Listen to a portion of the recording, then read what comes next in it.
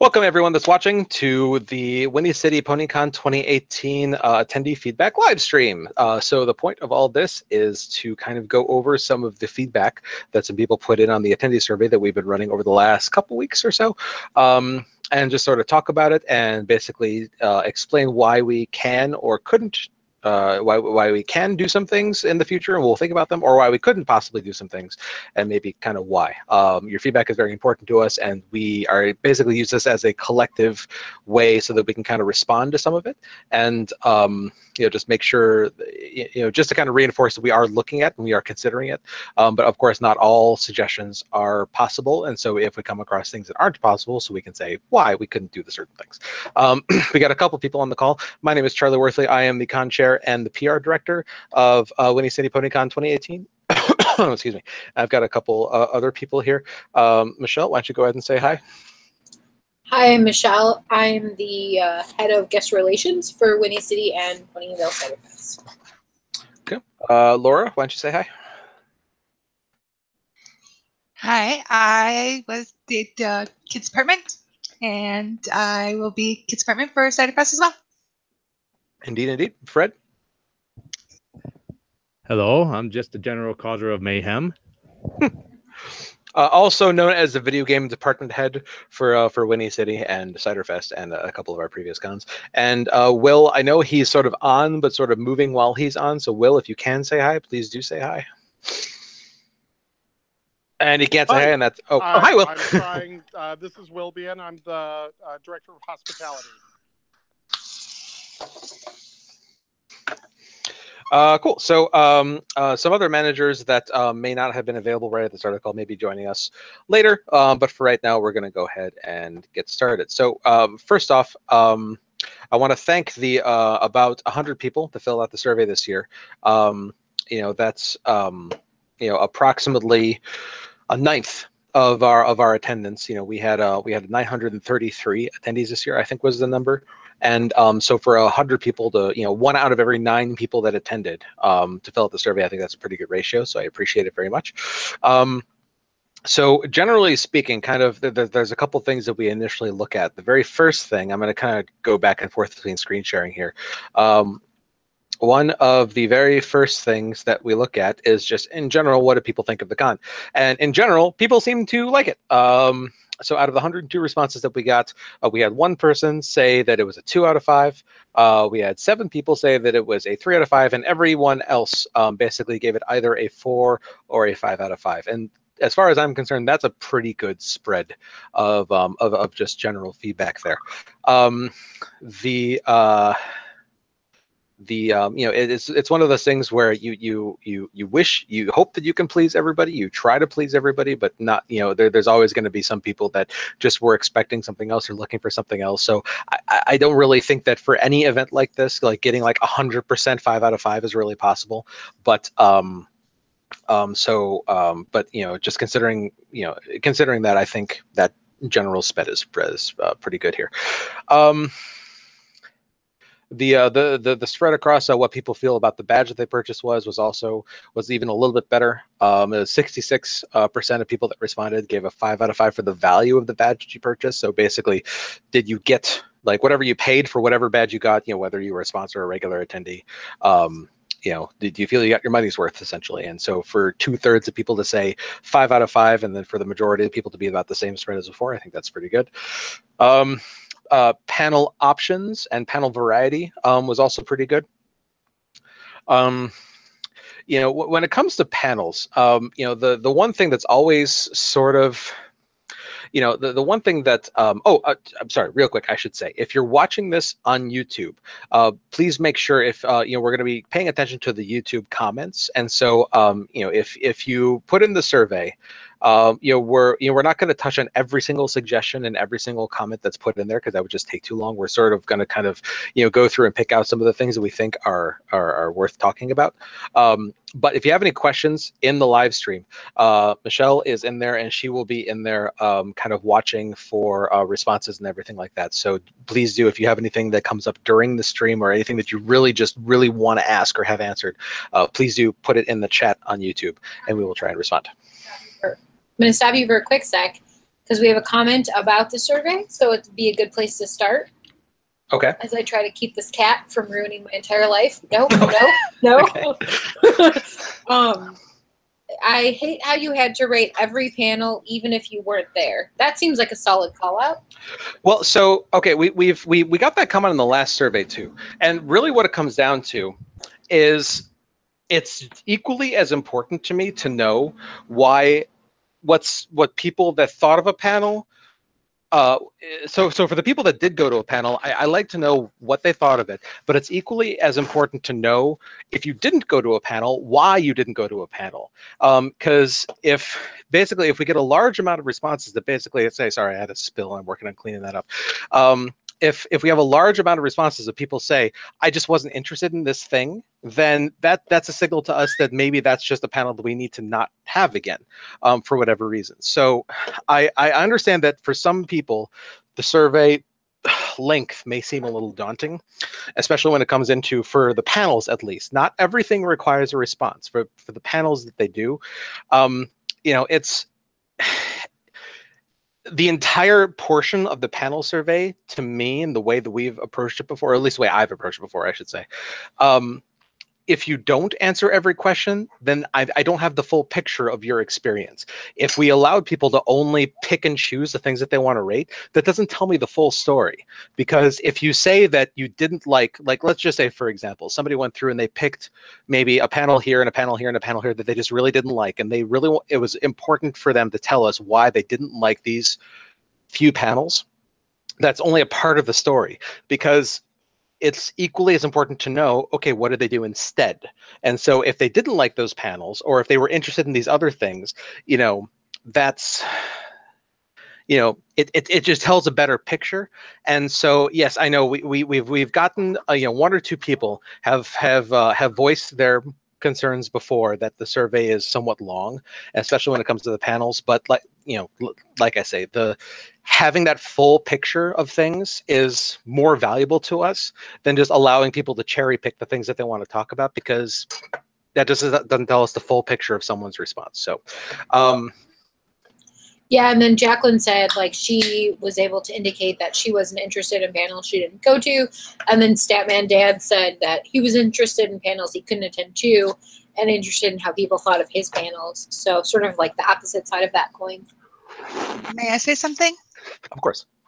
This is my first time doing kids events, and it helped me to be able to look at what was done last year and see what people just weren't interested in, and what people even couldn't go to or they were interested in, so I knew what might be something to bring back or just what not to do again.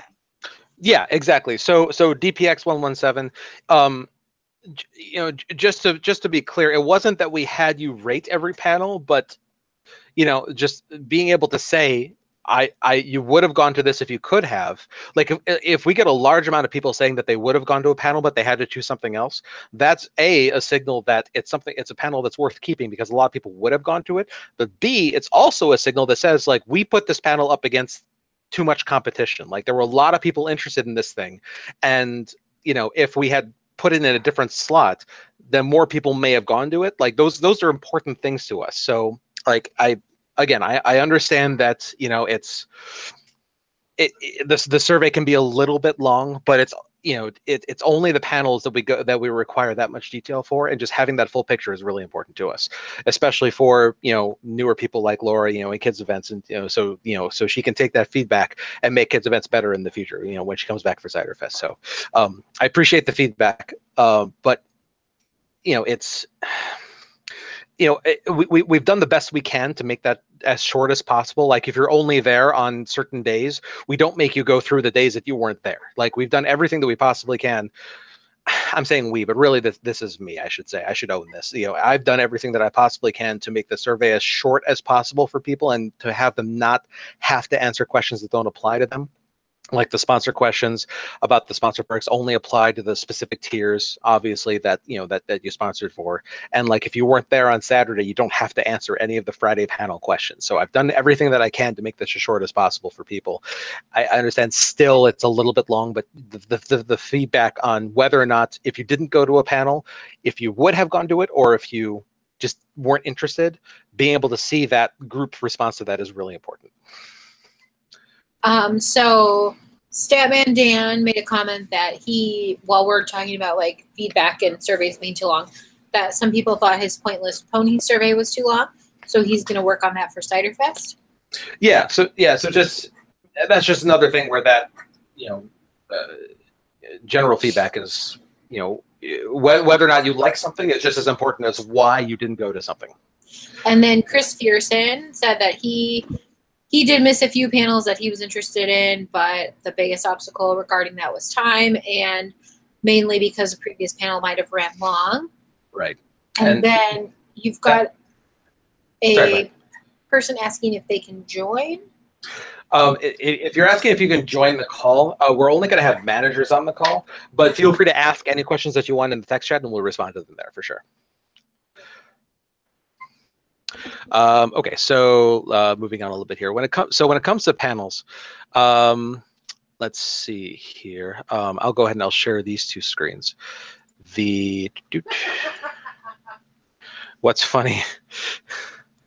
I'm just chuckling because Quentin just jumped on and asked if it was possible to get Danny Ingram. And, so that's Quentin, we're talking about Winnie City 18, and so if you're asking if we can get Danny Ingram for Winnie City 2018, the answer is no, because it's already happened. Okay, so when it comes to opinion of the panel options offered, in this particular question, 3 was basically perfect, and then 5 was too many options, and 1 was not enough options. So having 3 be the highest score here is a good thing, because that's just the way that the question was worded. The fact that some people were leaning towards between the 4s and the 5s that we had too many options go. This is something that we always kind of sort of struggle with a little bit. It's it's sort of hard to walk the balance between not having enough programming and not having we basically added a 3rd panel room this last year.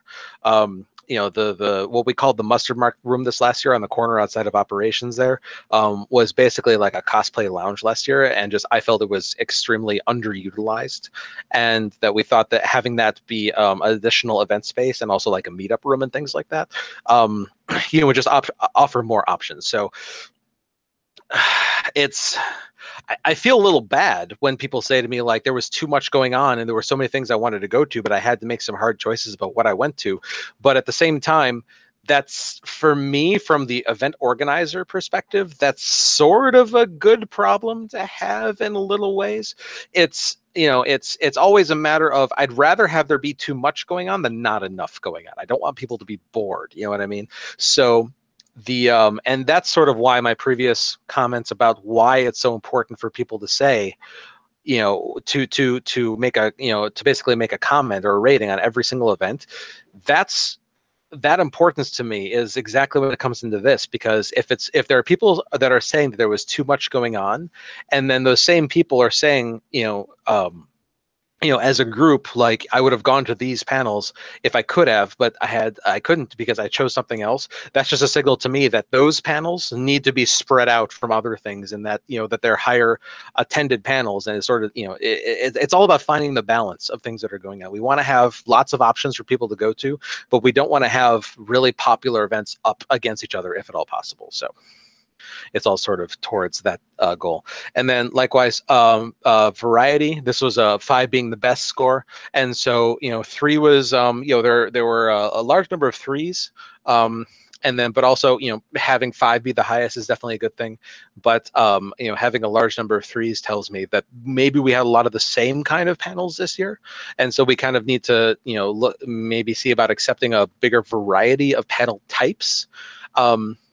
Sort of the rub about panels is that we can only deal with the applications that we have submitted. We can't invent, and create panelists to host things that, that aren't real people and don't put panels in. So we do kind of have to, we are limited a bit by the panels that get submitted to us. And then, up until, this year, I've been saying for the last couple of years, the Winnie City is a smaller con than Ciderfest. Well, Winnie City is almost caught up, so I'm not going to be able to say that for too much longer, it seems. But with Winnie being a smaller con, I'll go ahead and say that because it is still technically true. We generally get fewer vendor applications and fewer panel applications and so on and so forth. And so we just kind of have to work. We have what we have to work with. Okay. I'm going to jump in. So just so you know, you lost Hospitality Will, but you gained Surfer at Will. Oh, hey, we switched out a Will for another Will. Hey, Surfer. Okay, so Forest Rain said popular events that are always up against one another, i.e. like VIP dinner and concert, although she may be slightly biased, tongue sticky outy face. And then the convenience of having a mall across the street for when you have no panels that you're interested in at the very moment, which is sad because you should always be interested in a panel that's going on. Yeah, if somebody's telling me that they're leaving to go to the con, then we've definitely done something wrong.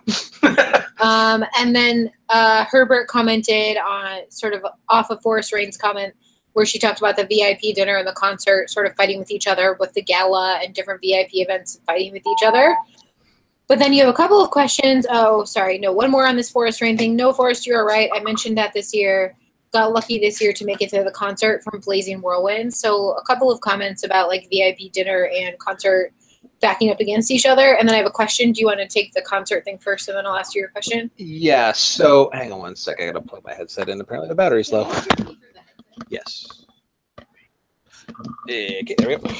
Okay, so it is a traditional, unfortunately, I don't say that in a positive way, complaint that that the Saturday night VIP events run up against the concert.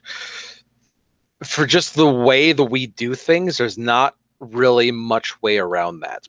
And to explain that, so and one of the things that is sort of constrains us in that respect is the guest of honor requirements.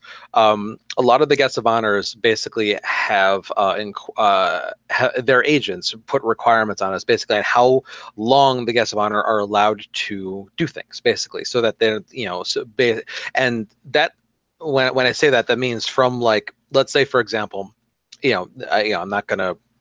This is just an example, to be clear, but let's say somebody says they're not allowed to do more than like 6 hours of work. That doesn't mean 6 hours total. That means that if they start at noon, they're done at 6 p.m. No matter how many breaks they have in between, that is their window of like when we're allowed to schedule them. If we want them later, we have to start them later. And so, and that's just the agents looking out for the guests of honor, and that's totally fine. And so, one of the other things is, a lot of the guests, they don't want to start too early. A lot of them, both Friday night and Saturday night, a lot of the guests, at various events and whatever, they stay up late and they do things and they hang out. Some of them, when guests of honor come to the conventions, this is work for them. And so when they're off the clock, so to speak, they want to actually go out and enjoy the city that they've been invited to. So, sometimes people will go, downtown to Chicago, like Friday night or Saturday night after the convention. And that's totally fine. And so we don't want to start them too early because, well, I don't like getting up early either. And that's just sort of the way it is for a lot of people. So when it comes to Saturday night specifically, if we start the guest of honor panel, for example, at 11, that means, for example, if a guest has a 6 hour window on however long we're allowed to utilize them for, essentially, that ends at 5 p.m.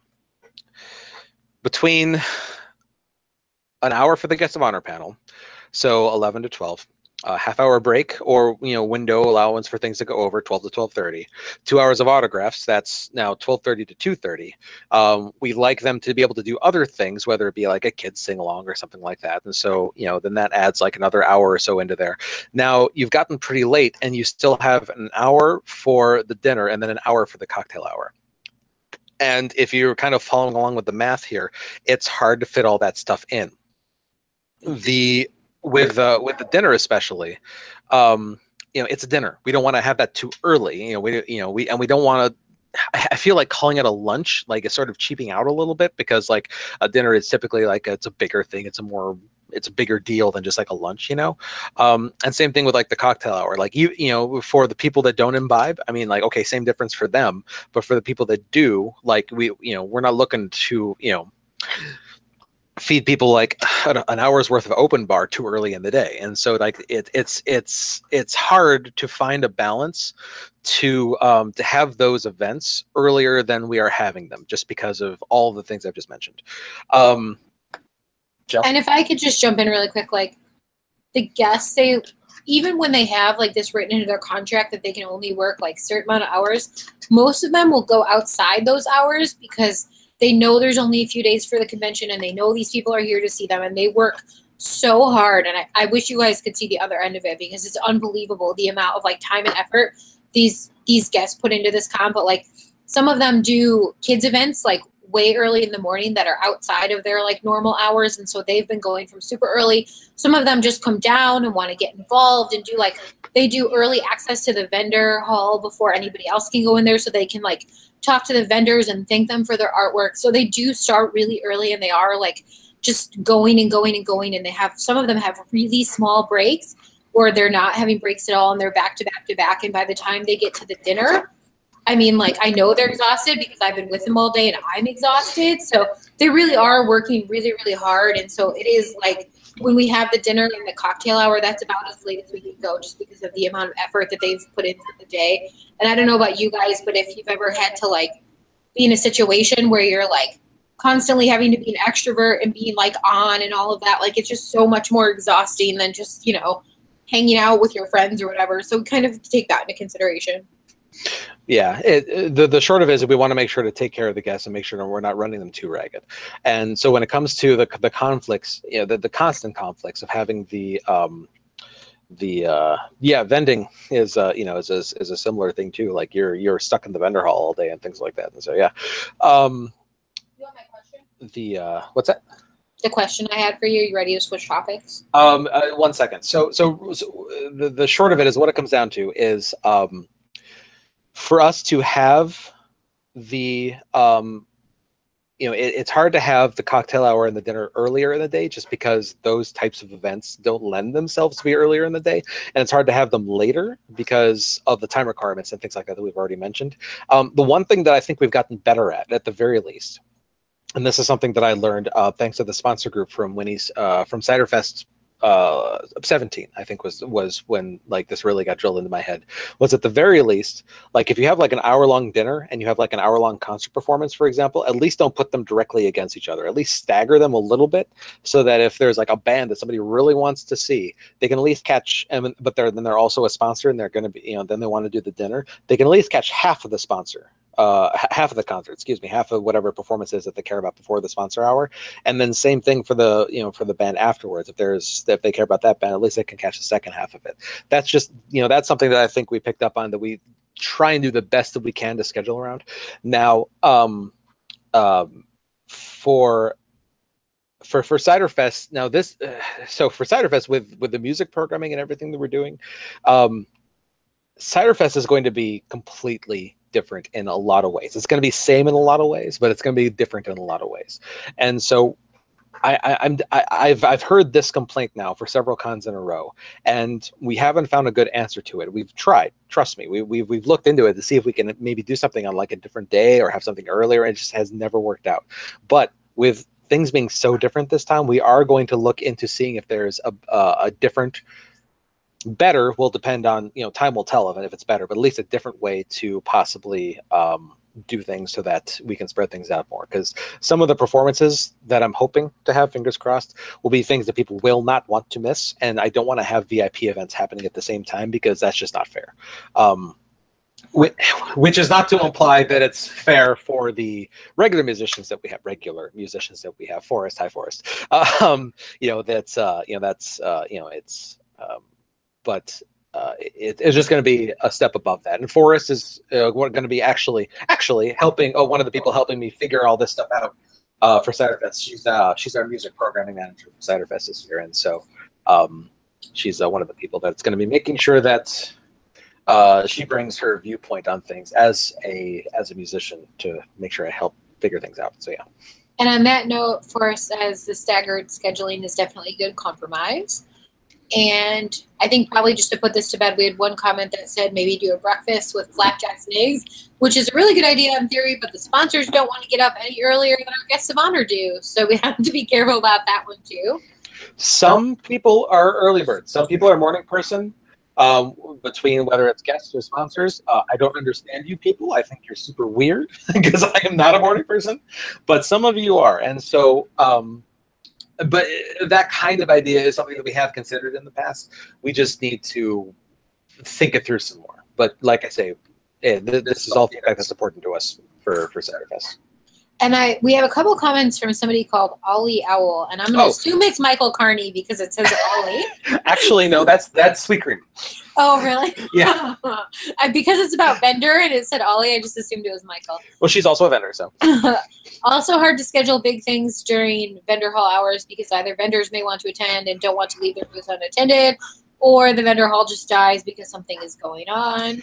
Right, and, you know, obviously, we want to have the vendor hall open as much as possible, and what we don't want to do is, like, the idea of only having special events after the vendor hall closes at, like, 6, 8 p.m., like, obviously, that's not logistically possible. And so I recognize that sucks, but, you know, I'm not sure if there's a good answer to that for vendors.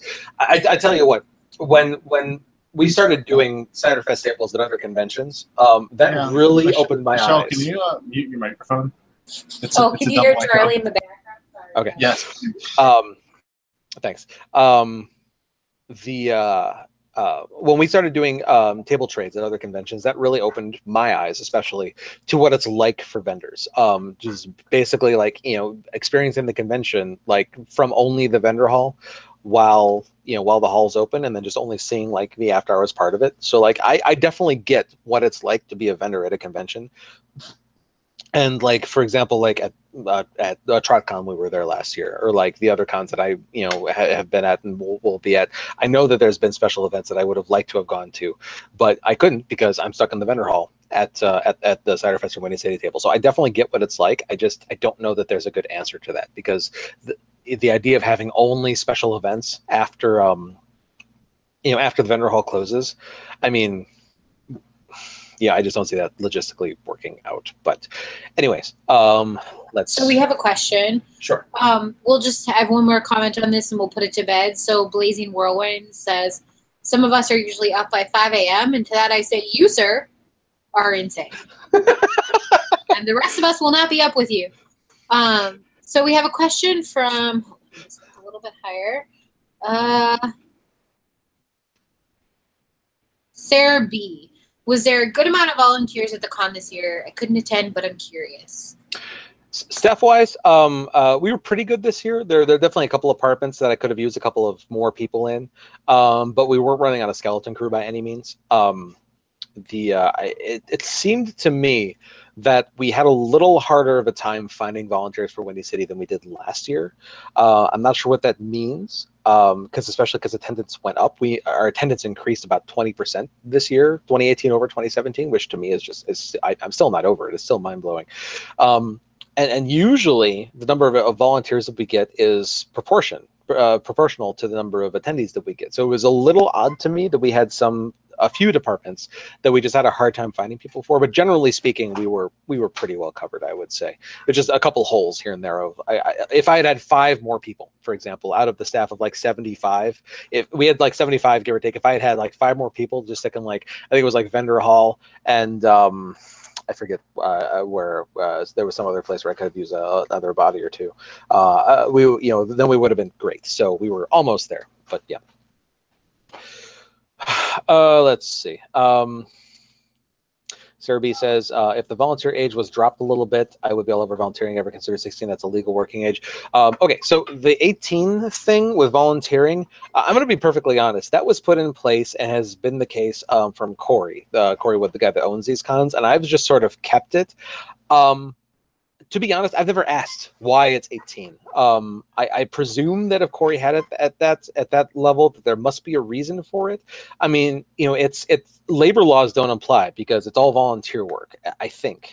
So the fact that 16 is a legal working age, you are correct. I just don't think that that's a factor here. I don't know why it's 18 as opposed to younger. I have to talk to Corey about that and see why he has that, where he has that. But yeah, I don't have a better answer than that.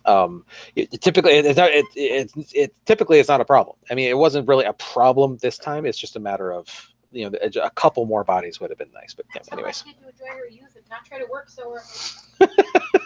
Michelle says, enjoy your youth. Don't spend it volunteering at cons. Trust me, it's a trap. Don't do it. RKS Nomad says, I ended up being pseudo staff for a bit running mixers, though I'm okay with it because of how ingrained I am with the AV staff. Well, thanks for your help. He says it was a little later than last year, so I'm not sure how Babs conflicted with numbers, if any, since Babs shoots for Easter weekend and happened to fall on Winnie's previous April 1st date. Yeah, when it comes to picking our dates for Winnie City, you know, we basically have two concerns. One, we don't be the same weekend as Babs. We try and at least be 2 weeks away from Easter weekend, because Babs kind of is always Easter weekend. And then also we don't want to be the same weekend as C2E2 in Chicago, the big comic, you know, geek convention in Chicago. Those are our two requirements essentially for picking dates. As long as we can find a date that meets both of those things, we're happy.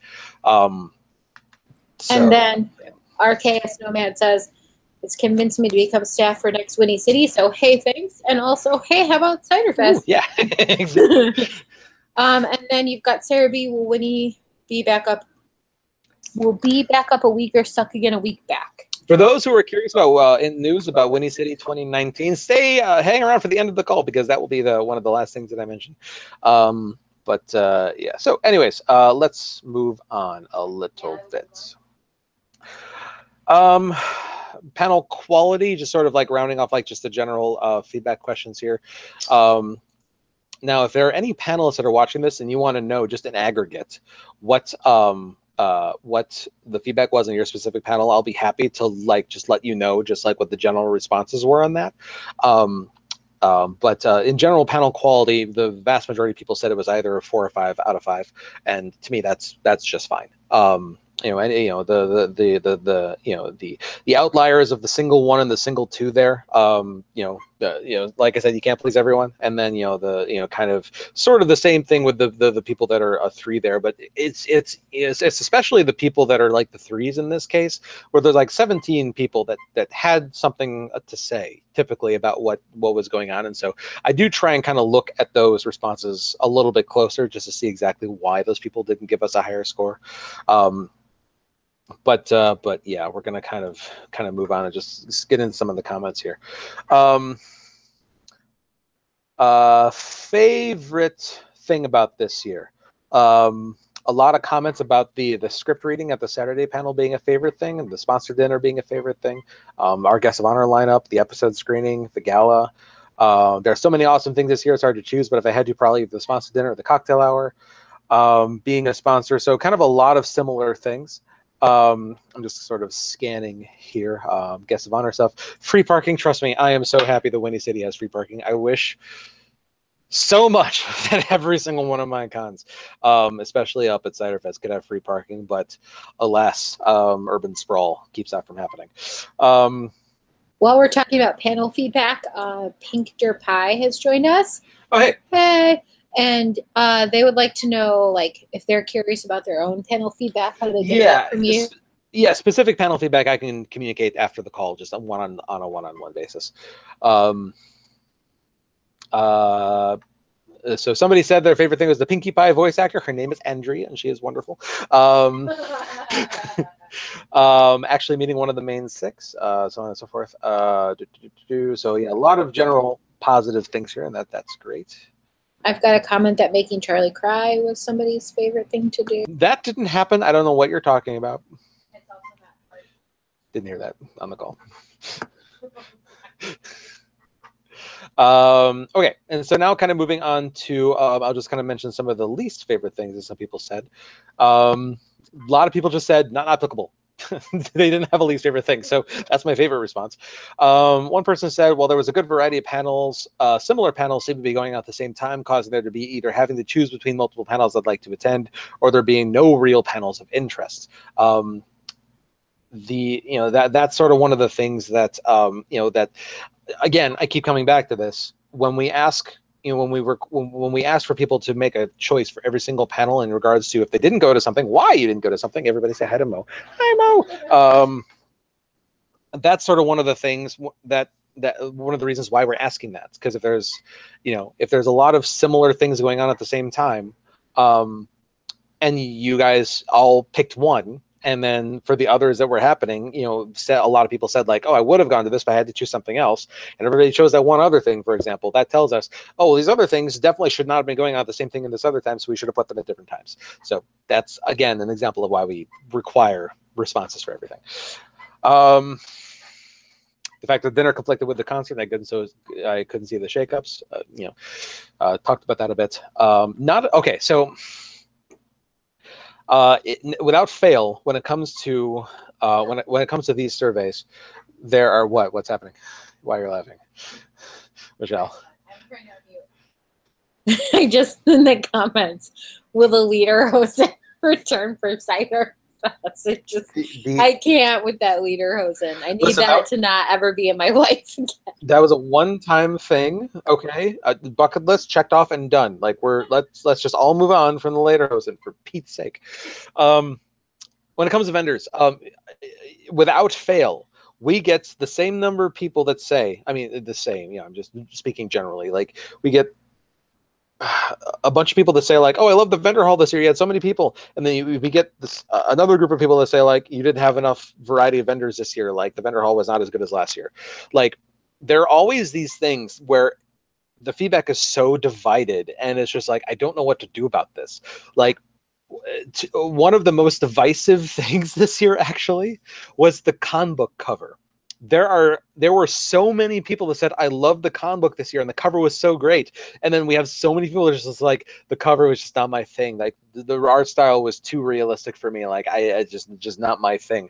Like what, I don't know what a person does when you have like a group of people telling you how great it was, and you have like an equal sized group of people saying like, just not my thing. And like art is so subjective and everything. And so it's hard to, you know, but it's that's just an example of like, there is always such a divide on certain things, and the vendor hall is always one of those things. It's like you have like here, I've got like, you know, not enough. So I'm still on what was your least favorite thing about this year. Then let me just do a search for the word vendor. A lot of people are saying the art was great, but the eyes really got people. I mean, like, yeah, Assassin Monkey does some interesting eyes that stare into your soul. Yes, to Shy it was Assassin Monkey. Yes. Okay. There's, just so you know, there's a whole thing happening here about people voting to get you in the lederhosen again, and some of your top tier sponsors are offering to buy spirit badges if you can see it. No. Guys, come on. Okay, so I'm just doing a search for the word vendor. So I've gone back to most favorite thing about this year. So I've got, I was a vendor. I didn't see much beside the hall, but staff was great. The attendees seemed really happy. Second response, bad fanfic reading. Vendor hall, musician panel, the really cool guests of honor like Ingrid and Kelly. Vendor room was vendor hall. These are all things that are people's most favorite thing about the year. Having another year at Winnie City, the wonderful guest panels, and the vendors in the vendor hall. Is that 6 or 7? I forget. Okay, so it's like either 6 or 7. I lost count. So now we're at least favorite thing. Not enough kinds of vendors. 1. My least favorite thing was the vendor hall. Unfortunately, I did not see any souvenir I wanted to purchase. There seemed to be a little less variety in the shops from the previous years and conventions. If I have to pick a negative, the only thing would be is improve the vendor hall. It's good, but there's still room for improvement. Responder. Improvement on what? Like, unfortunately, I don't know what you're asking us to improve. I presume selection of our variety, but not a ton of information there. Okay, so I've got, there were very few t-shirt vendors, so that, I think that's 4. I'm losing track here. I felt the vendor hall didn't have as much variety as last year. Vendor hall, not enough vendors, vendor variety.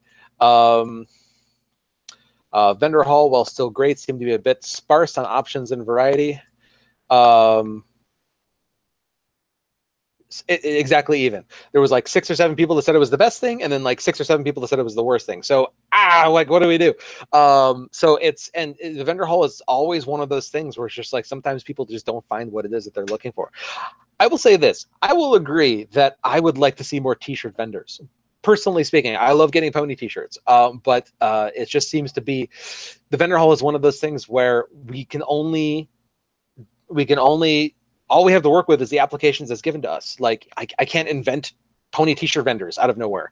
And you know, for the people that said that there wasn't enough variety, maybe I look at their individual responses. I'm looking at this stuff in aggregate right now. I'm not sure if I look at their individual responses, if that will tell me what more. Oh, I do seem to be breaking up here. Let's see if my internet recovers. Okay, while you're trying to fix that, so we have a few things happening in the chat right now. Oh, I think I see why. I think my battery is low. Can you hear me? One moment. Hold on, sorry, I'm on a really bad lag. Okay, we lost you.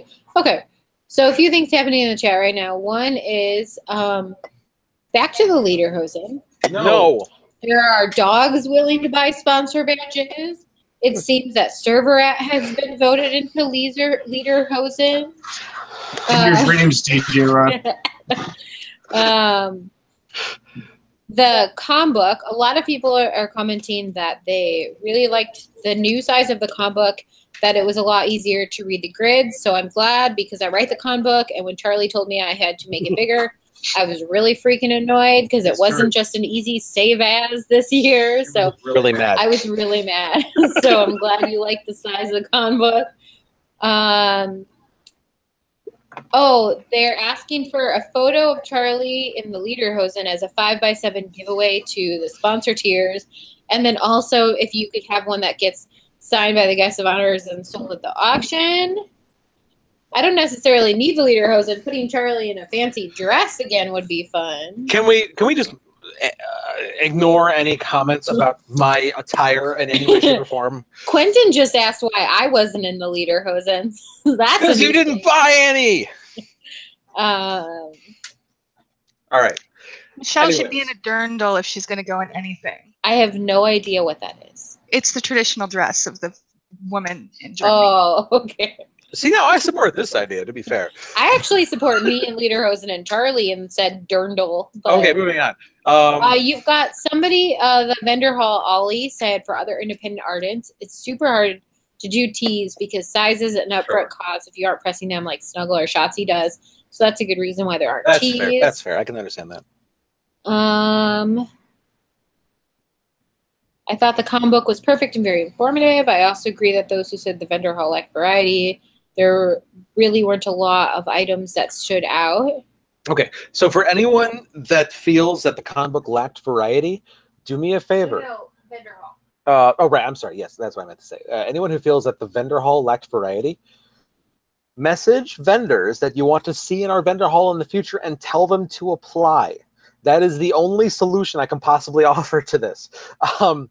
Because we picked the best variety that we could have out of the applications that were entered. If there's a particular thing that people were looking for in the vendor hall, the reason why there wasn't much of that is because we did not get applications from vendors who sold whatever that thing was. We tried to, if we got a bunch of, we had a lot of plushie sellers apply for the vendor hall this year, and we tried to pick an even amount of them, for example, so that the hall wasn't all plushie vendors and everything. But whatever. If there's a vendor that sells something that you want to see in the hall, tell them to apply. That is the best and really only solution I can possibly offer for this particular problem, because I can't create vendors out of the ether of the universe. So, but yeah. And then one more comment on the con book size, and then we can move on from that. We do have I don't like the size comment because it doesn't fit in the pocket. Understandable. And when we talked about increasing the size, we sort of anticipated that if anyone didn't like it, that was going to be why. This was a testing the waters thing. The one thing that some people suggested that I didn't want to do, just because I feel like it feels kind of chintzy, for lack of a better word, was to have some people asked about the idea of just having the grid on like a separate piece of paper so that they could fold that up and put it in their pocket and they have the comic book be a separate thing.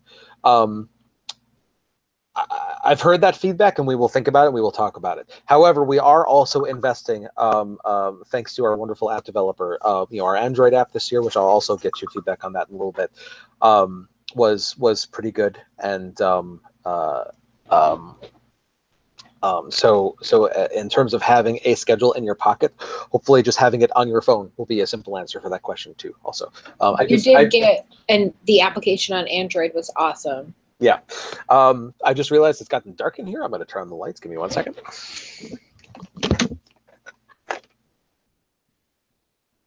Alexa, turn on the lights to 50%. Share that link. Oh, dang it. Which one did you want? The basement lights. You're getting lots of comments on how everyone liked the app. So I'm glad everyone liked the app, and our developer that made it will also be very happy to know that everyone liked the app. There were a couple comments on the survey that basically said... You just activated somebody's Alexa. Oh, sorry. Not intentional. Oops, I should be for A commands in the future. Sorry about that. Yeah, obviously, so two things. One, there were two comments. One is, why didn't you have an iOS app? And that's because it's double the work. And the simple fact is right now, Android has a bigger market share than Apple. And so we went with the solution that would take care of the most amount of people to start with. And then having an iOS app in the future is definitely in the roadmap. And so there's that. And then we got a somewhat disturbing amount of responses from people that said, what app? And to which I say, well, if you're asking me that, here's the Windy City comic book. If you just let it fall open right to the middle, that giant yellow section right there that's just naturally in the middle when the comic opens, right in the center, is just a big advertisement for the app. So I'm sorry that you did not see it, but feel free to look at the comic book next time, because there's important stuff in there, like advertisements for things that maybe you might want to know about. Just saying. I mean, like, I literally put it in like the most obvious place I can think of. So for people who are saying, what app? We did not run out of comic books. I don't know how to answer the question of how did you not know about the app? Because it was in the most obvious place possible, in the best source of information for stuff about the con. I'm sorry you didn't see it. I don't know what I could have possibly done better. But yeah. So anyways, for those who like the app, thank you. And for those who didn't see the app, I'm sorry. And for those who are saying iOS, please, it's coming. But anyways, let's move on. You activated everybody's person. I don't want to say your name. Yeah, don't say your name. Sorry about that. Oops, my bad. Okay. Let's see. All right, I'll skip over the things that got people to buy their badges, because that's helpful to me and not really helpful to everyone else. Okay, this section is always important. If we were to change one thing for next year, what do you think it should be? Common answer: spread out the variety of panels. So our schedule was pretty packed this year. One of the things that we basically insist upon is having whenever possible, a 30-minute break between events, so that if something runs late or something like that, it doesn't cause a domino effect that makes everything following it later. Those half-hour buffers between panels are super important to make sure that the schedule doesn't get jacked up by something earlier in the day running late. So, what? Just Forest Rain is entertaining me in the chat. Just continue on. Sorry. Okay. Let's see. I would make sure the sponsor dinner happen a little earlier, so it doesn't conflict with the concert. We kind of talked about that. Variety and vendors, talked about that. More options in the sponsor line. Okay. Yes. To my sponsors that had access to the sponsor lounge, I got a lot of comments from you that basically saying that you were less than satisfied with the selection available in the sponsor lounge this year. So to that, I will say two things. One, I'm sorry. We will do better in the future. And two, please tell us that when the con is happening, because that is the sort of thing that we can very easily fix. Letting us know, if we get enough people, especially like on Friday, stopping by the sponsor lounge, and they're saying, you know, hey, it would be really great if you had like this and this and that. We get a very clear sense early on that, okay, we haven't done a good enough job here. We need some more things in here. Doing a grocery run like Friday night or Saturday morning or something like that, super easy. So make sure that you let us know about that stuff when it's happening so we can do our best to fix it. So again, sorry. And again, just please tell us next time. And that sort of goes for all things too. You know, if you have something that you want to give feedback on about at the con, I appreciate that you told us in the survey, but you don't have to wait for the survey. Like telling us when the con is actually happening so we can do our best to possibly fix it at the time. That's the better solution for everyone. So just putting that out there. Yeah, and as far as the sponsor lounge, like I'm with you guys a lot because I'm with my guests for all of the sponsor things, and the sponsor lounge belongs to me. So, you know, please feel free to come up to me at any point and tell me that you need something or you're not happy with something. And we make grocery runs like multiple times a day. So we're super, super happy to accommodate. You just got to let us know what you need. Absolutely. Okay, got a couple comments from people this year that had wished that there were more things happening on Sunday. That's kind of hard because when it comes to the charity auction, once that kicks off, we don't really want to be giving people a reason to be somewhere other than the auction. The auction is super important to us, and putting up programming at the same time, especially anything that's like, you know, even semi, you know, kind of sort of popular, is almost a signal like we are giving people like a reason to leave the auction, and that's just not that's not something that we really want to like communicate super well. And so it's hard to have programming happening while the auction's happening. That's just sort of something we've done since I've been involved. Like typically once the auction starts, programming everywhere else sort of just fades off, and then the idea is to get everyone into the auction so we can do the best that we possibly can for our charity, and then have everyone there at the end of it for closing ceremonies. That's sort of just been the way it's always been. So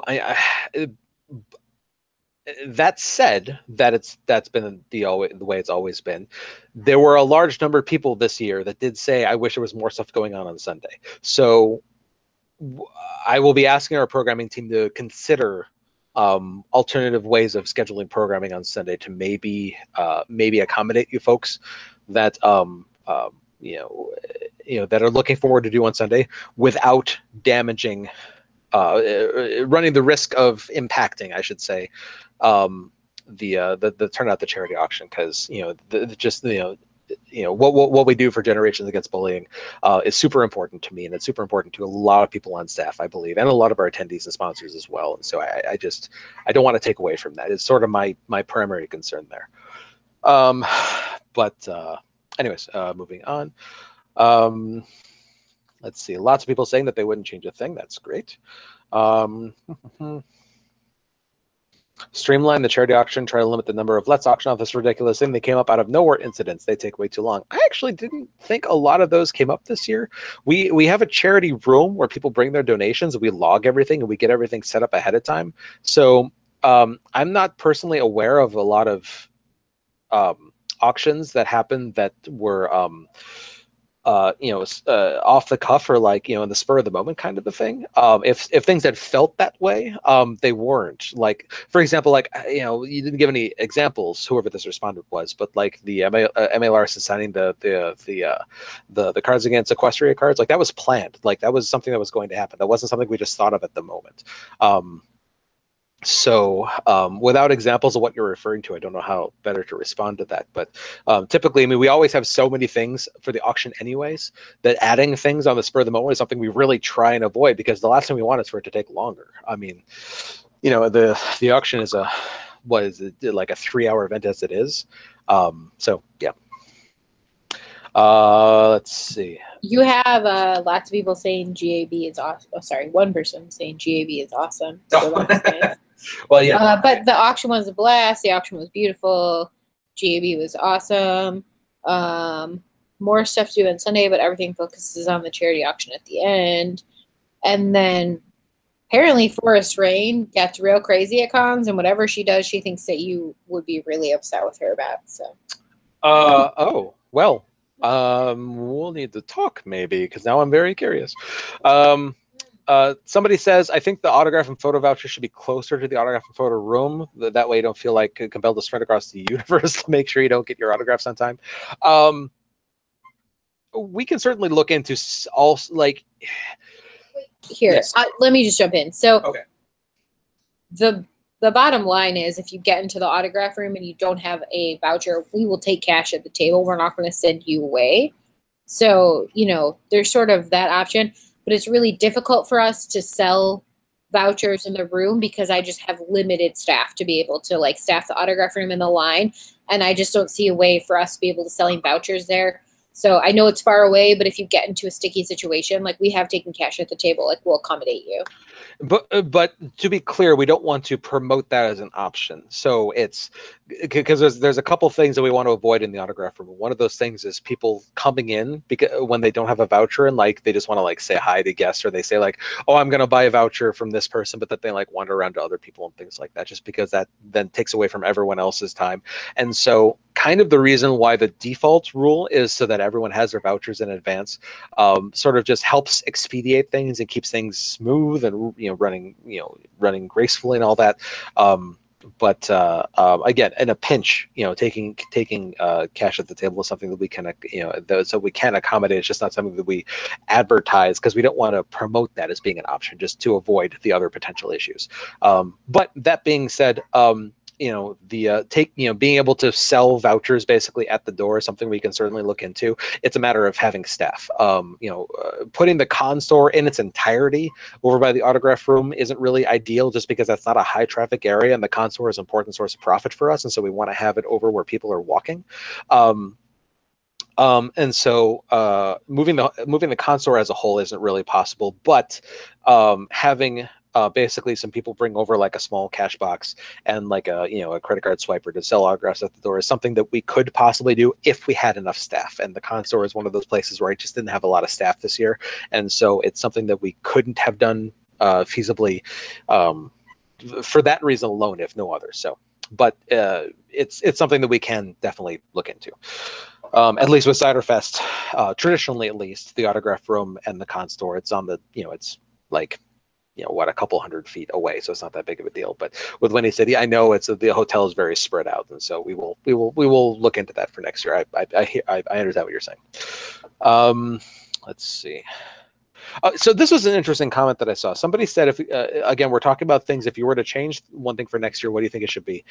Somebody said they would like there to be less tabletop gaming, which I found to be a fascinating comment, because all tabletop gaming happens in the tabletop room. So it doesn't, whether there's more or less, that doesn't affect anything else happening in the convention. So I'm not really sure what the context of that suggestion was. But this person said better, again, the entire comment was better panels, more panels, and less tabletop gaming. So the context seems to be that they felt like the amount of tabletop gaming we had this year, which is much bigger than we've had in past years, was taking away from there being other panels. But that's not the case, because all the tabletop gaming was still in the exact same size tabletop room we've already had.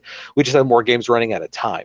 So whoever made that comment, in case you're watching, just to be clear on that, more or less tabletop gaming had absolutely no effect whatsoever on the rest of the convention, just to put that out there. Cheaper food. Not a lot we can do to control the hotel's pricing on things. For both Windy City and Ciderfest, the Hyatt, we have a really good relationship with them, and this year we did actually meet with them in advance for Windy City and sort of come up with that like fun little menu of like pony themed, drinks and food and stuff like that. And one of the considerations that we talked about at that meeting was having budget friendly, relatively speaking, options. And so having like some things there that we're in the $8 range, just for example's sake. The idea is that hopefully for some folk that would be at a price point that would make it so that you would spend $8 right there at the hotel conveniently, rather than going and spending $5 or $6 at McDonald's, because the time that it would take you to go to McDonald's and come back would be worth spending the extra $2 right there at the hotel. And us making money for the hotel is very important, because again, that sort of just reinforces our relationship with them. And the more the hotel likes us, the more they're willing to do things for us, and we can it just makes just the whole relationship and the conversation, everything better in the future. So you know, in terms of having cheaper food options at the hotel there, that's not really a possibility because, you know, just because of the way the hotel operates and the way that they purchase food and things like that, they wouldn't be making any money if they sold things cheaper than they were. So, but we did do the best we could to try and come up with the most budget friendly possible options. We had Michelle and I went there and we had like a tasting, and you know, it's so, you know, we definitely thought about that. But, you know, as far as it being better, you know, again, you know, I will, you know, having, you know, we'll definitely consider that for next year. But I just wanted to make sure, you know, whoever left that comment, that was something we did take into consideration. So anyways, avoiding all scheduled proms. Fun fact, that was not scheduled. The people that showed up there on Friday night, okay, so real quick, for context, if you don't know, what time was it, Michelle, that group that showed up on Friday? The prom that showed up. I thought it was Friday. Maybe it was Saturday. I think it was Saturday. Okay, whichever day it was. What time did they show up? The prom showed up at 1:30. Give Michelle an anxiety. You should be unmuted right now. It was on Friday because people were wondering if they were there for the gala. That's right. Yeah. Yeah, what I said was the prom people showed up at 1:30. Give Michelle an anxiety attack because they showed up literally when the main events panel was ending, and we had to funnel like 100 people through them to the autograph room. So it was really stressful. However, they were super sweet kids, and they were really nice, and they, just so everybody knows, like, that has nothing to do with the hotel. Like, it's not like the hotel doesn't care about us and double booked us. Like, those kids, like, super shocked the hotel too. Like, it was sort of like a random thing that the school decided to do without permission, and the hotel was scrambling with me to do the best we could to find like an alternative route to get people to autographs, because the hotel was very concerned about making sure like all of our attendees felt comfortable and everything. But the kids were super sweet, and you know, it is what it is. Apparently it was a school, and they were using that as a rally point before they moved on to their prom, which is actually at the Field Museum in Chicago. And they were just sort of all meeting up there before they moved on to downtown. And I'm thinking, why are you meeting here? Just meet there and take pictures there in front of dinosaurs, and not here in front of just like you know, a random hotel in Schaumburg. And so, yeah, super weird thing. And again, to be clear, the hotel did not know they were coming. We did not know they were coming. Nobody knew they were coming. They just showed up, which was so random. But yeah, no, again, like I'm super relieved that they were not, like, at least as far as we could see, like, none of them were judgy, none of them were like pointing fingers and laughing, like, nothing like that. They were just like, oh, this is a kind of a cool thing, let's take some pictures. And I've got pictures of like prom kids with, like, you know, people in fursuits. Like, it was great. But yeah, Chris Fierson said, I had to navigate through the group to get to the autograph room. It was interesting to say the least, but at least they were all nice to us. And then this came through the chat, and this is really cool. I thought this was a cute idea. At MFF, you can buy like a mug, like an MFF mug, and then you can fill it with coffee, and like to help people like get more coffee, because there is a complaint on here that like people like obviously need coffee, but the Starbucks coffee is like So, and that's something that sells out really fast at MFF. so you're talking about like we were just at Disney World, Michelle. You're talking about like the mug you buy at like Disney, and like you can just refill it with soda or coffee for free. I can approach the hotel with that. I mean, like, it'll just depend on if the Hyatt has a way of doing that logistically. I mean, I love the idea. It's, you know, but whether or not the Hyatt can do it, we'll see. But if the Hyatt that MFF is at can do it, the Hyatt O'Hare, maybe maybe the Hyatt that we're at can do it too. We'll have to look at that. They probably have the benefit of volume helping them out in that conversation, though, which we don't have. So, but I love the idea. We'll bring it up. We'll see what happens. What was that? Let's see. Okay, so one person said about not having the episode screening and the Guest of Honor panel back to back.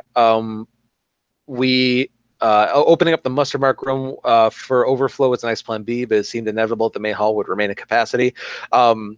So we had never had an overflow room before. The first time in like my history of running these conventions where we ever needed to have the conversation about having an overflow room was at Ciderfest 2017, where the main hall filled up to fire code, and we, like, without breaking fire code, could not let anyone in there. We had some disappointed people. That has never happened before for me at these cons that I've been running. And so after that. That's why I made sure with Winnie City that we took that into account. We had a plan in place to at least have an overflow room. It's again, especially on Saturday with how early the hall has to close down for for sound check for the concert and everything. Not having those things be back to back would be hard, like without giving up some of the other programming that we typically have in that room. So I understand why for some that might be ideal, but at the very least we did make sure we had an overflow option this year, so we could accommodate as many people as possible, plus what we could fit in the overflow room. So if anyone didn't get in, my understanding from what I heard from people is that everyone either got into the main hall or got into overflow. So hopefully everyone was able to watch. I believe that was the case. If it wasn't, I apologize, and we'll depending on attendance, what attendance looks like for next year, if it's along the same lines or bigger, fingers crossed, maybe we can look into an alternative plan there. But anyways, let's see. Someone said they would like us to have more staff, but they didn't provide context, so I don't know. Again, I can't. I have yet to get access to a cloning machine, so unfortunately I can only deal with the people that apply for staff. More panels with the guest of honor individually rather than all the time. This sort of feeds into the earlier conversation I had with I only have so many hours in a day that I can work with the guest of honor, and I try and have individual events with them wherever possible, although they usually end up being like drawing panels or kids events or things like that, or sponsor events, just because I got to take care of my sponsors. But it also comes down to scheduling. Like I can't have them working for, I have to give them breaks and things like that. So just sort of the way we're sort of tied into doing things a bit there. Longer convention. Okay, we're a full week next year, guys. Take note. No. Yeah. I was waiting for someone. So much freaking no. I can only not sleep for so long. I mean, get 6 hours of sleep every night. I was waiting for. I was curious who the first person was going to be. The fact that Michelle was not flailing immediately was actually kind of curious to me. But then Will picked it up and took care of it. So Serverette's got my back. Right yeah. Bigger vendor hall, physically not an option. I don't have a bigger room to put it in, so I don't know what to do there. Here are a couple of comments for you. Sure, go for it. This mug thing has sort of taken off, just so you know. Oh, okay. There was a comment about coffee and tea in the sponsor lounge, so okay. I will look into that. That seems like a fair ask. We have just an idea about a separate room for people who want to enjoy the concerts at a more reasonable volume, and then a comment about somebody else. Looks like Pinky Dirt Pie brings earplugs for the concert. And then another thing about, I don't know what this one means, but what do you think of the gala this year? Did you enjoy 17 or 18's performance? I don't know what that means. Well, that's from the gala DJ. So he's looking for everybody. Everybody, thank Vinyltastic for a wonderful gala performance this year. He's apparently looking for compliments. Thank you, Vinyl. You're amazing.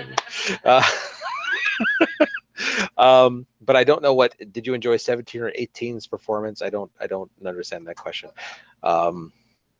But if there's one thing about what would you think? What would you change about the gala? What would it be? I think we need a different DJ. I don't know.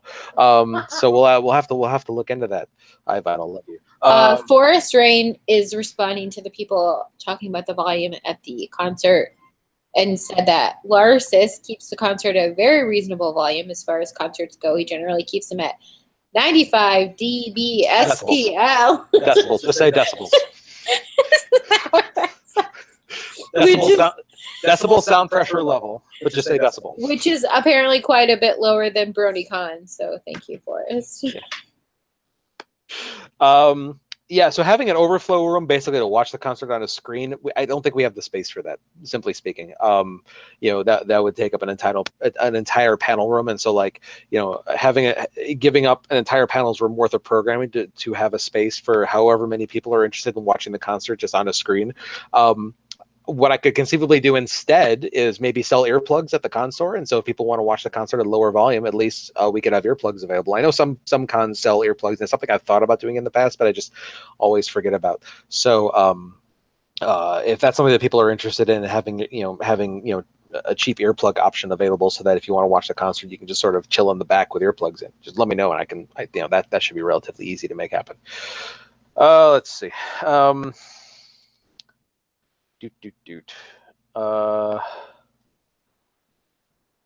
One person said, no complaints, so I'm going to think outside the box a bit. I wonder if it's possible to negotiate additional perks for our group through the hotel, such as a free or discounted breakfast rate.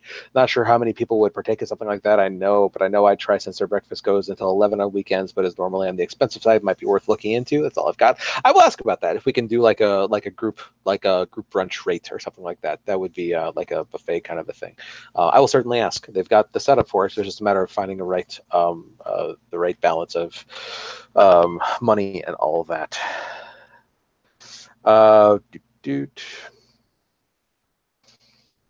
Somebody asked if we have Nicole Oliver next year. Trust me, I would have Nicole Oliver at every single one of my cons if I could. She is a gem of a human being. I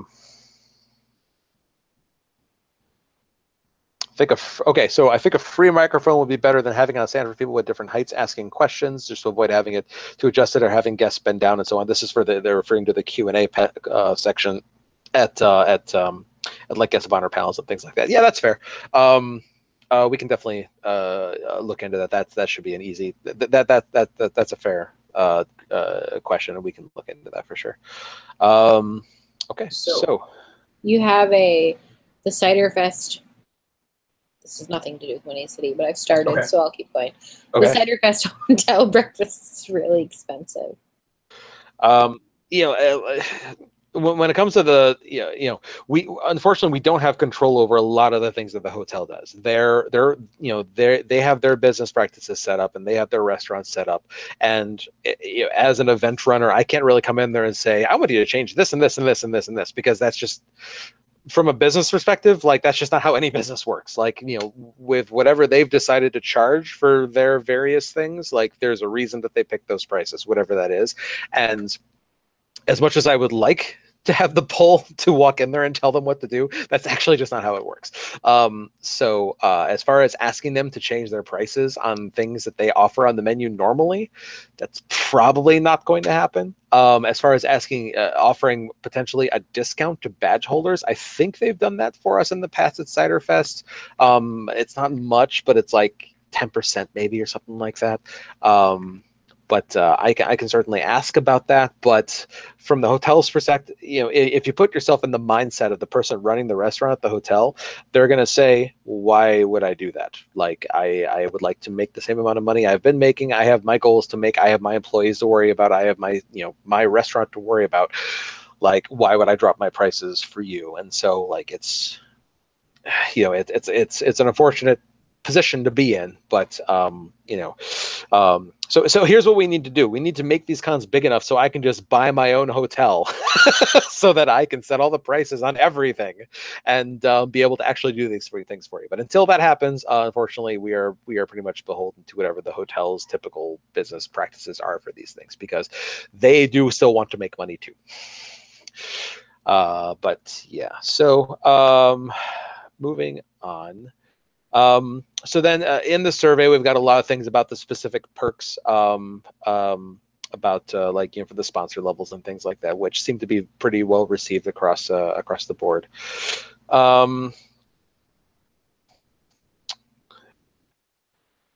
Let's see.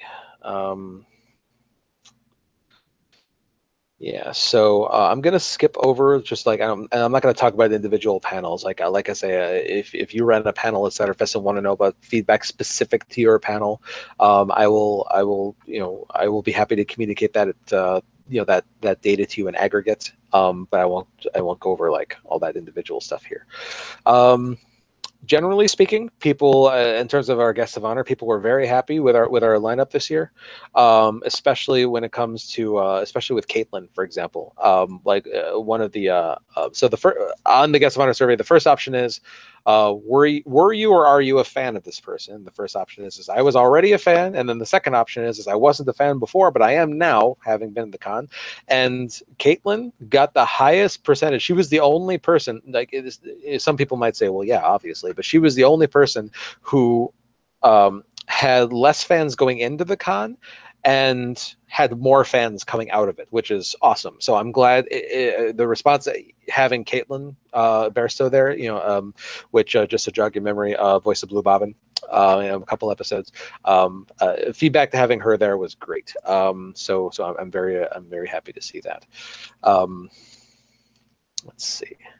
Community guests and musicians, again, the spread was pretty much as expected. With musicians, it's always funny because you always, with the community guests and musicians, you always get people, like, it's kind of like the vendor hall. You'll always get people who say, like, I'm just not interested in music. I don't care. Like, I wish you would spend this money elsewhere. And then you have just the same number of people who are like, the musicians are why I come to the con. Like this was the best thing. Like, your concert was, it was the highlight of the weekend for me. And so, like, it's always a balance that you have to work with. But it seemed like in general, most people were relatively happy with our selections this year.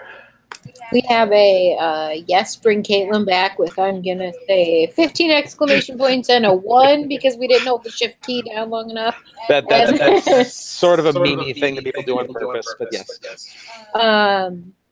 Clearly she was having a blast, which rubbed off. I definitely became a fan of Caitlin after the con. Playing Pictionary with her was amazing. I also didn't know she was the voice of Lucky from the game Super Lucky's Tale until I met her. Oh, I wish you hadn't brought that up. I have a copy of Super Lucky's Tale. I meant to bring to con to have her to sign, and I just completely forgot, and I'm so upset about that. But anyways, yeah, Super Lucky's Tale on Xbox One and Windows. She is the voice of the main character, Lucky, and it's adorable, and it's fantastic, and you should all go play it. But yeah. We have a Team Muffins with lots of exclamation points and 1. I'm curious how Tempest concert was received. I didn't get to go, and the recording balance was off. And then, really quick, if you do Pictionary again, save the picture as an auction item, and then charity auction them. Okay. Generally speaking, her feedback on Tempest, Ingrid Nilsson's musical project, feedback on her performance was very good. So yeah, that seemed to go over great. I don't recall seeing a single comment saying that they wish that she hadn't performed. So that's a good thing. And then what was the other thing, Shell? If you do Pictionary again, save the picture as an auction item of the charity auction. Yeah, we just didn't. Yeah, Neil, the guy that was running Pictionary at the guest of honor panel, when he started just like tearing those papers off there, like I appreciated the fact that he was trying to be expedient about things. I sort of wish some of those had survived, so that we could have done something fun with them, like auction them off or give them away. But yeah, I believe he was just trying to keep things moving, is all. Speaking of Pictionary or anything like that, we need a new easel. Why? We need a new easel. Why? Because I got the easel for the Brenda Hickey when she was doing the drawing event in the kids' room, and it just fell apart. It's in no condition to be used again. I'm pretty sure I broke it, to be perfectly honest. Oh, because we used it on Sunday for the guest of honor panel. It seemed to be okay, but I'll take a look. I have it. I'll take a look at it.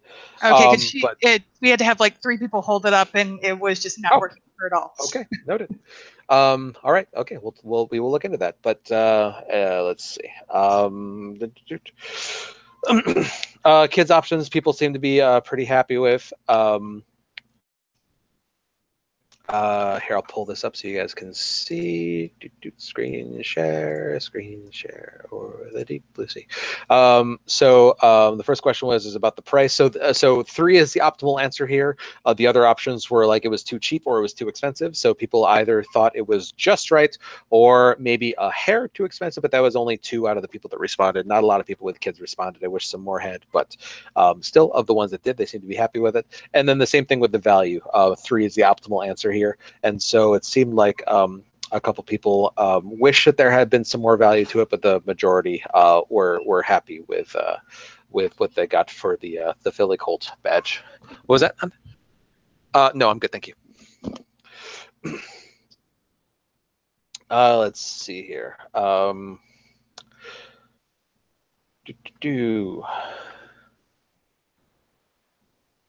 General kids feedback.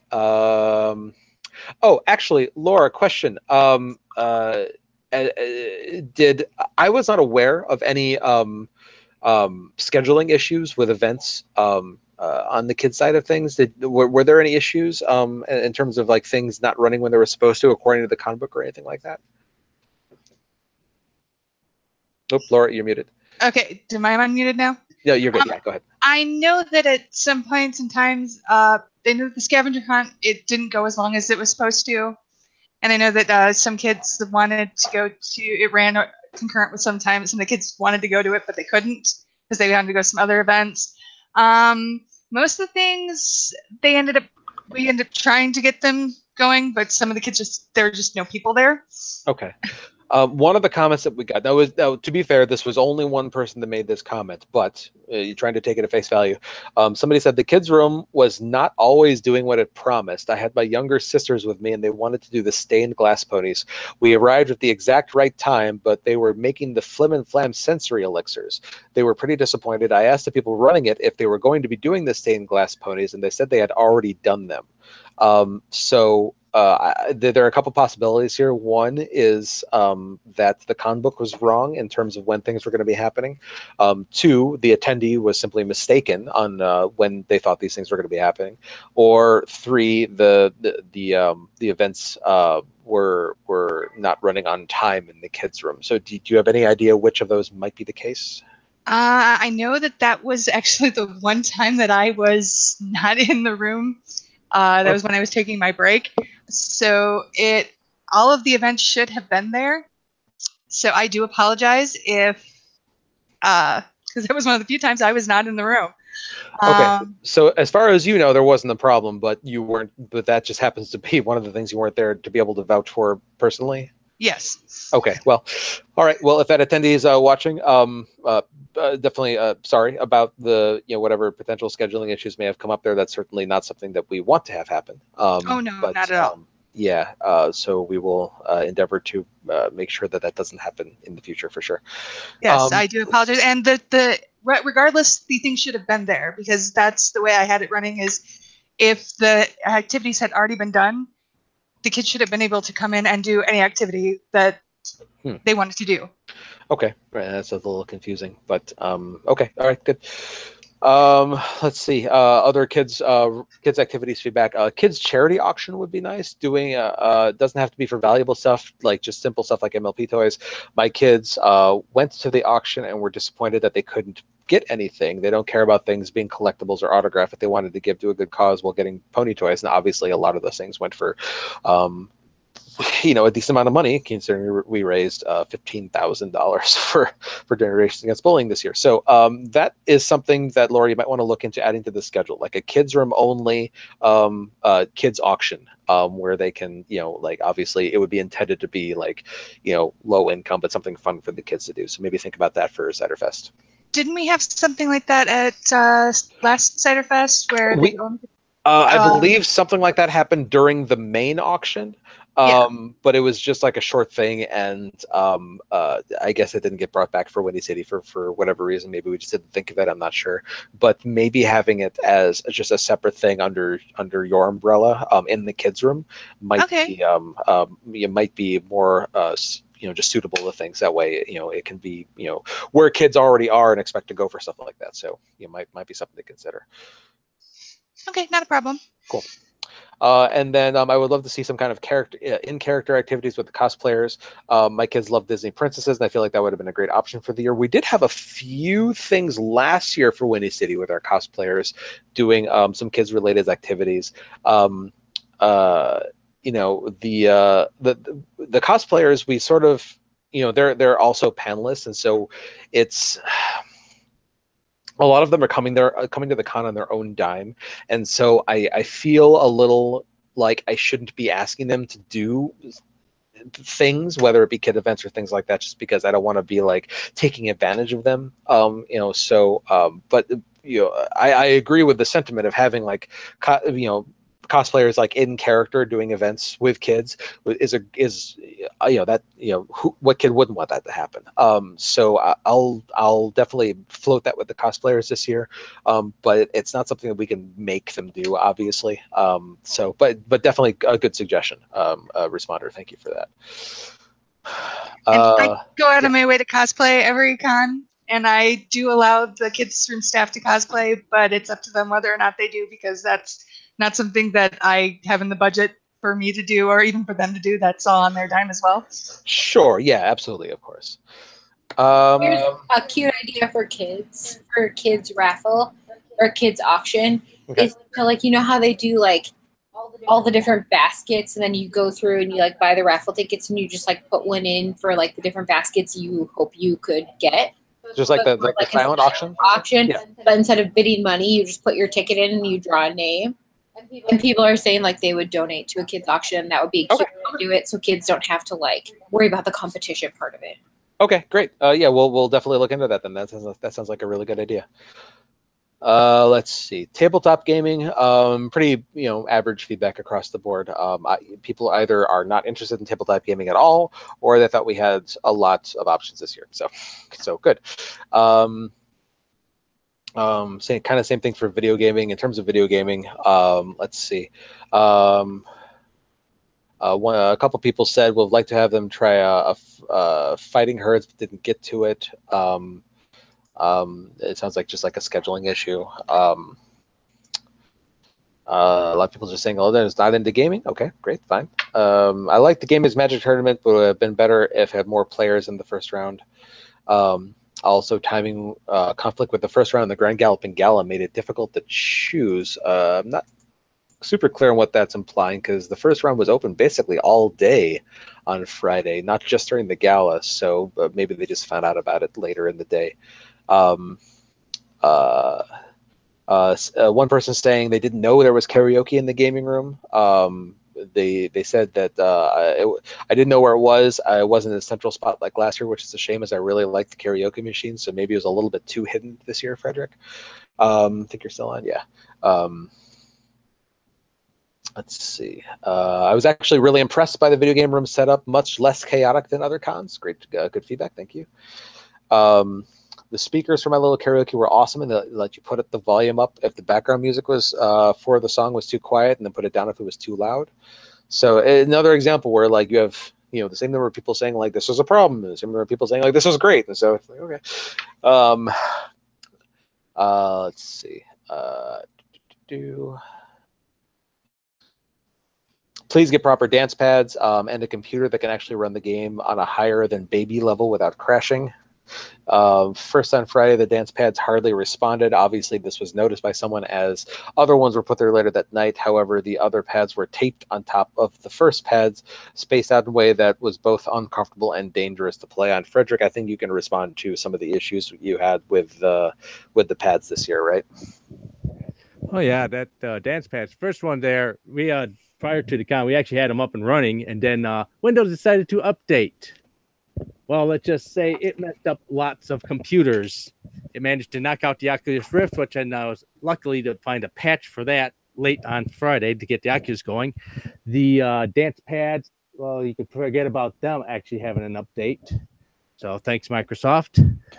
To get metal dance pads, that's expensive. I mean, all this video game room stuff comes out of my paycheck. That's true. That's true. That's all out of my paycheck, and so I can't really just go and say press to digitate something brand new and expect them to just arrive there. I mean, I have to actually work long hours just to get this stuff. Oh yeah, trust me, Frederick is definitely one of the greatest blessings that we have on our convention, because when you guys walk into that video game room, literally every single thing in that room, aside from the tables and chairs that are provided by the hotel, are literally bought and paid for by Frederick, our video gaming department head. And so it's hard for me to ever look at him and say you should go buy him this, because I already know he's spent like I don't know how much money in the other stuff. So we definitely appreciate Frederick and all this stuff.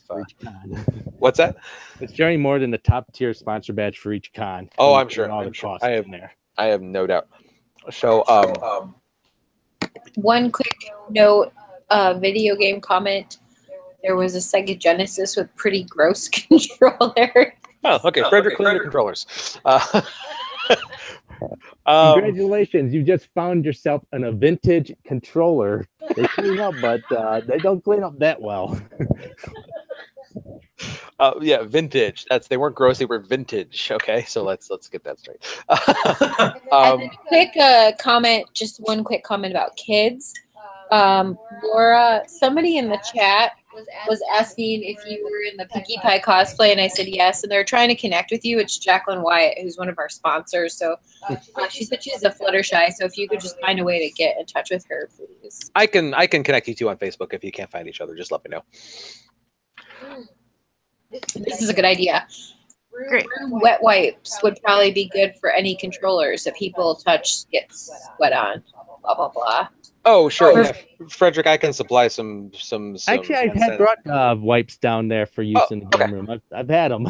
Okay, just maybe put up a sign letting people know that they're available or something like that. Yeah, I mean, I could probably put in a protocol to have them wiped down every few hours or something like that. But, yeah, cool. Really gross. Just identify a staff member there, and we go clean them up for you. Okay, yep. Just and again, like this is kind of like what I said before. Like if you guys are having these suggestions on the survey afterwards is great, but what's even better is if we get them at con, because then we can actually fix the problems like when they're actually happening. So.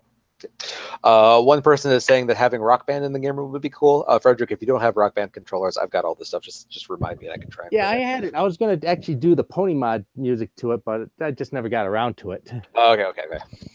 So yeah, volunteer for the video game room, everyone. So Frederick has time to do all these things. Yeah, so that's and then just a lot of, and then pretty much all the other comments on here were either I don't care about video games or everything was great. So. So for those who gave other feedback, appreciate that. Moving along, so special events, barrel run. I'll kind of show some of these things in aggregate here. Show my screen.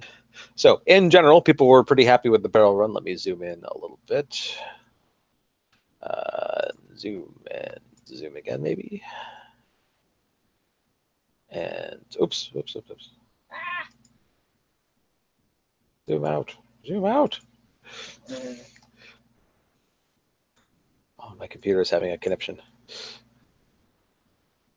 There we go. Okay, barrel run. Okay, so the vast majority of people were not interested. That's fine. Or they could go, but they wanted to go, but they couldn't get a ticket, presumably because it's sold out, or maybe it was just out of their budget, which is fine. But 6 of the people that responded that presumably went said it was great, and then we had 3 people say that they wouldn't do it again.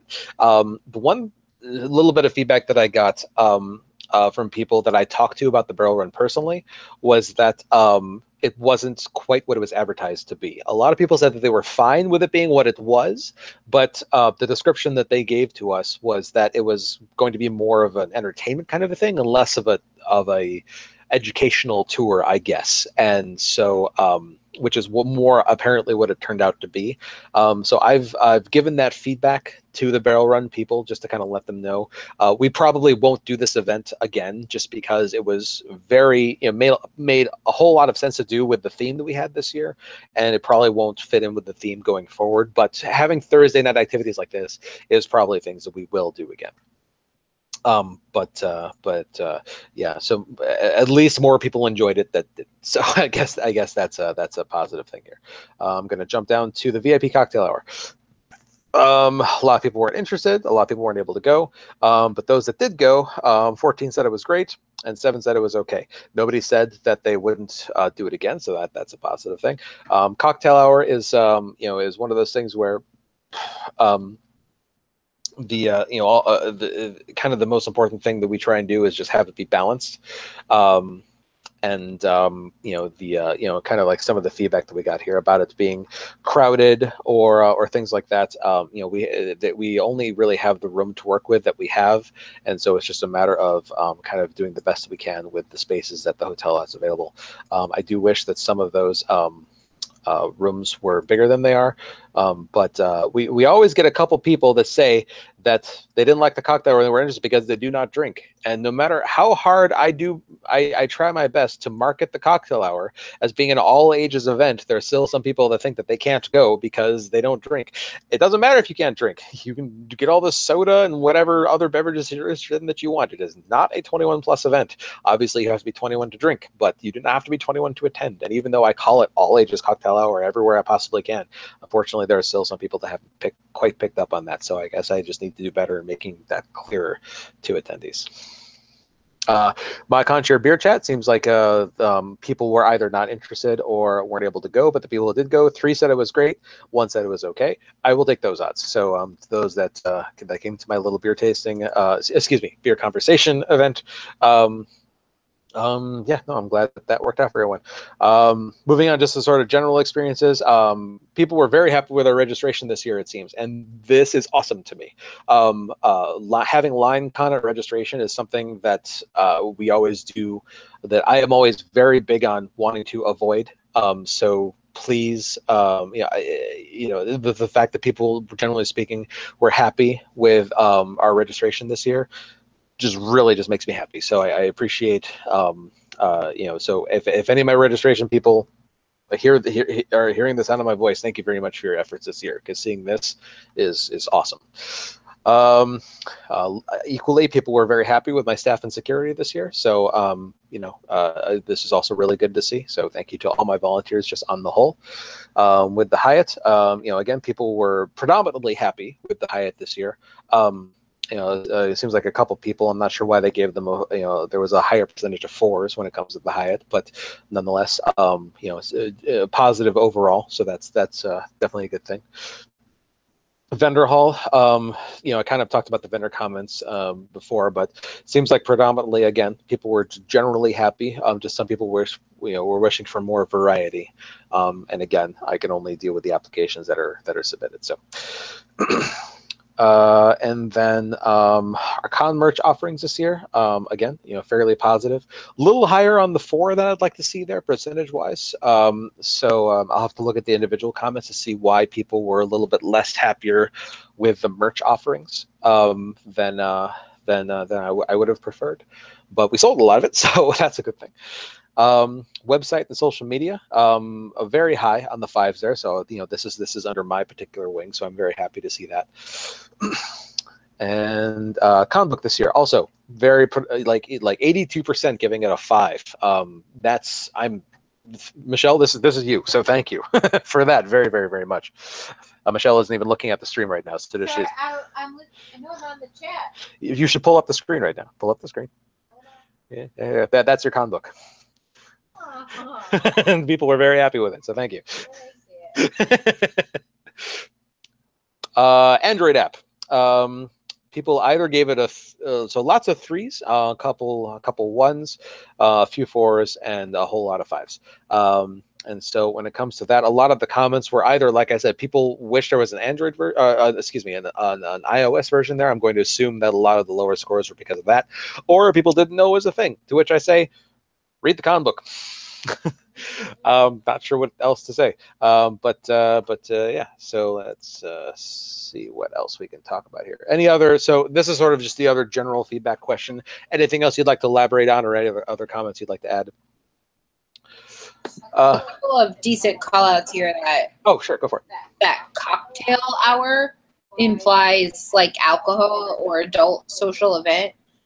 So like maybe like meet and greet or something might be like better verbiage. So you think even all ages VIP cocktail hour is not enough clarity? You were muted. I don't know if you know that. Oh, okay. All right. Anything else? Okay. I think I will accept that. We'll probably call that event like a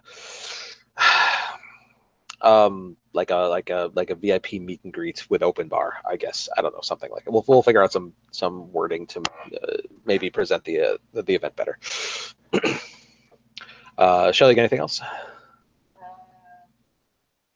No, we're talking about. You're muted. There's some conversation about themes for 2019, but we're just working it out amongst ourselves. So Okay. You guys let me know what the theme for my next con is going to be. You guys go ahead. Okay. Okay. So yeah. So this is just a general last chance to give comment section. So just kind of looking through here for anything that I want to pick out. Yeah, so another comment about the vendor hall. Now that I think about it, the vendor hall was much weaker this year than it was last year. Like, for example, last year there were plenty of hats, and this year I planned to buy a new hat but wasn't able to because none of the vendors had any. The hall just seemed lackluster in terms of things to buy. To which I say once again, please tell vendors that you want to see there that have the kind of merch you want to buy. Just tell them to apply so that we can bring them in. Android app was very good, way better than normal con apps I have used. So the only upgrade I think it could use is remember where you had last up. Yeah, so just some general feedback on the app, and the things they're saying here are things that I definitely agree with, and I've already talked to the developer about. So yeah. When I tried to eat at the hotel several times, was not able to get served at any attempt. I'm certainly sorry about that. I will. There's not too much I can do to control the hotel staffing. I'm not sure if they were just overwhelmed or if somebody called in or what happened there, but yeah, it's unfortunate. Need something that works on Apple. I'm assuming they're referring to the app again in the roadmap. It would be nice if there was a larger selection of affordable plushies. There were some nice plushies, but paying over $100 for one was a bit out of my price range. Unfortunately, a lot of the plushies that we have are handmade by the maker, and having a plushie price under $100 that's handmade is hard to do because those things take a lot of time to make. So having mass manufactured ones in there, we would just need to have a vendor that supplies those. So yeah. Somebody says, I didn't know there was a Windy City Android app. My biggest complaint was about the schedule. I'm used to furry conventions, and most of them have switched to using sketch.org, which makes planning a schedule a breeze. Also, another suggestion from the furry cons, they usually have a con book, but also have a separate pocket schedule for portability, maybe worth a shot. Yeah, so I mentioned possibly having a separate pocket schedule. I don't know what sketch.org is. I would need to look into that and see if that's something that we would want to utilize. As far as you not knowing there was an app, I've addressed that. So the con books were too pretty and too well done to damage. You could have taken home a spare. I had lots of extra ones.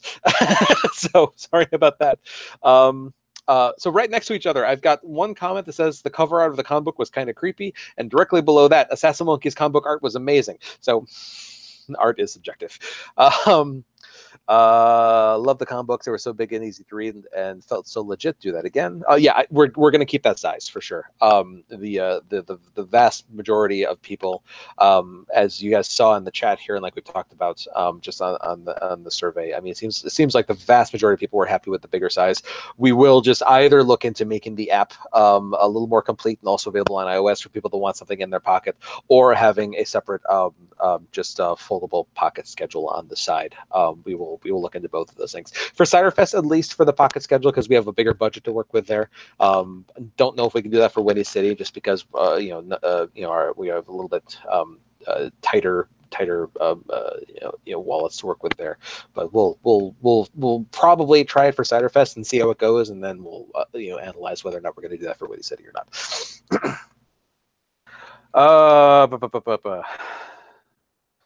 Lots more comments about the con book being good. The size was good. Vendor hall was awesome. It was fantastic, not being super crowded and fighting through the crowd. Vendors are saying, well, that's not a good thing. I want more people shopping. But yeah, that's it's good. It's good that it was not congested. I'll say that for sure. There's one person that has said that we wish we had advertised more.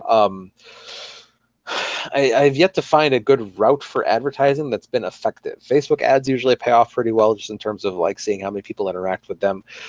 Aside from that, yeah, I've looked into various avenues, but they are all really expensive, and my advertising budget is not that big, and so it's just one of those things where I wish I could run like billboards and newspaper ads and TV ads and whatever, but I mean, like, those things all obviously cost more money than I have to work with.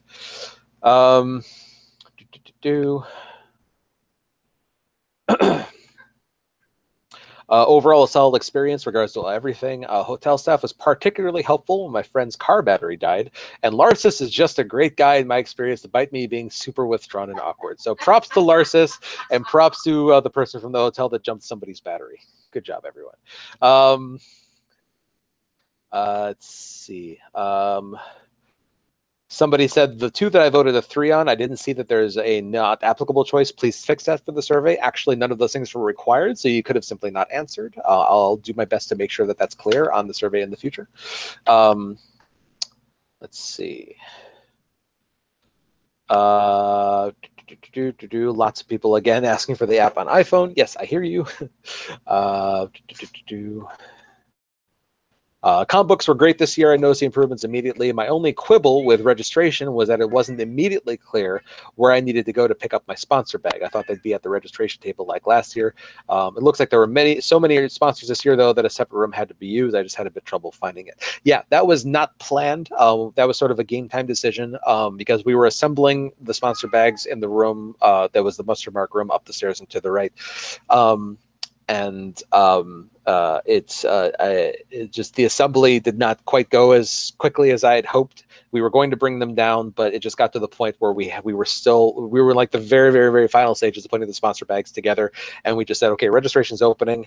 Like, I'm not going to take the time to move them downstairs at this point. Let's just tell the sponsors to they have to come back up the stairs anyways. Just tell them to go to the right to pick up their bag, and so that seemed to work out for the most part. I know at the beginning, at least, there was the message was not quite communicated clearly enough to registration about what to tell the sponsors. There were some people that came up that weren't sponsors that were told to just go upstairs, and then there were some sponsors clearly that were not told exactly where to go. So sponsor bags is just one of those things where it's just like we have not figured out the exact right way to do them yet, but I feel like we're super, super, super close. So yeah, hopefully that will be solved going forward. Couple of things. Do you ever put ads in newspapers, and then a call out about putting ads in Craigslist? The answer to both is no. Craigslist ads, I've never even considered that as being I mean, like, I know it doesn't cost anything, but I mean, like, is that a place where people look for events? Like, no. I've never even thought about that. Yeah. I buy cars on Craigslist. Yeah. Yeah, I mean, it's just, I know it doesn't cost anything, but I just don't know that that's where people go to find that kind of information. So, but it doesn't cost anything, so I guess it doesn't. I mean, going outside and yelling about the clown also doesn't cost anything, but I don't think it's as effective either. Yeah, so I mean, I guess it wouldn't hurt to think about it, but I mean, the answer, I haven't thought about doing that before. No, not for Craigslist. For newspapers, again, do people still read newspapers? I don't know.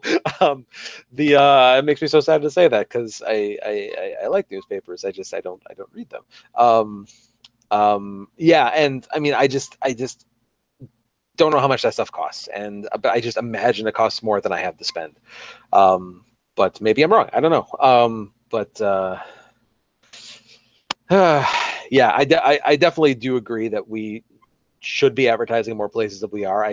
That's just not something that I've exactly solved on where and when to do these things.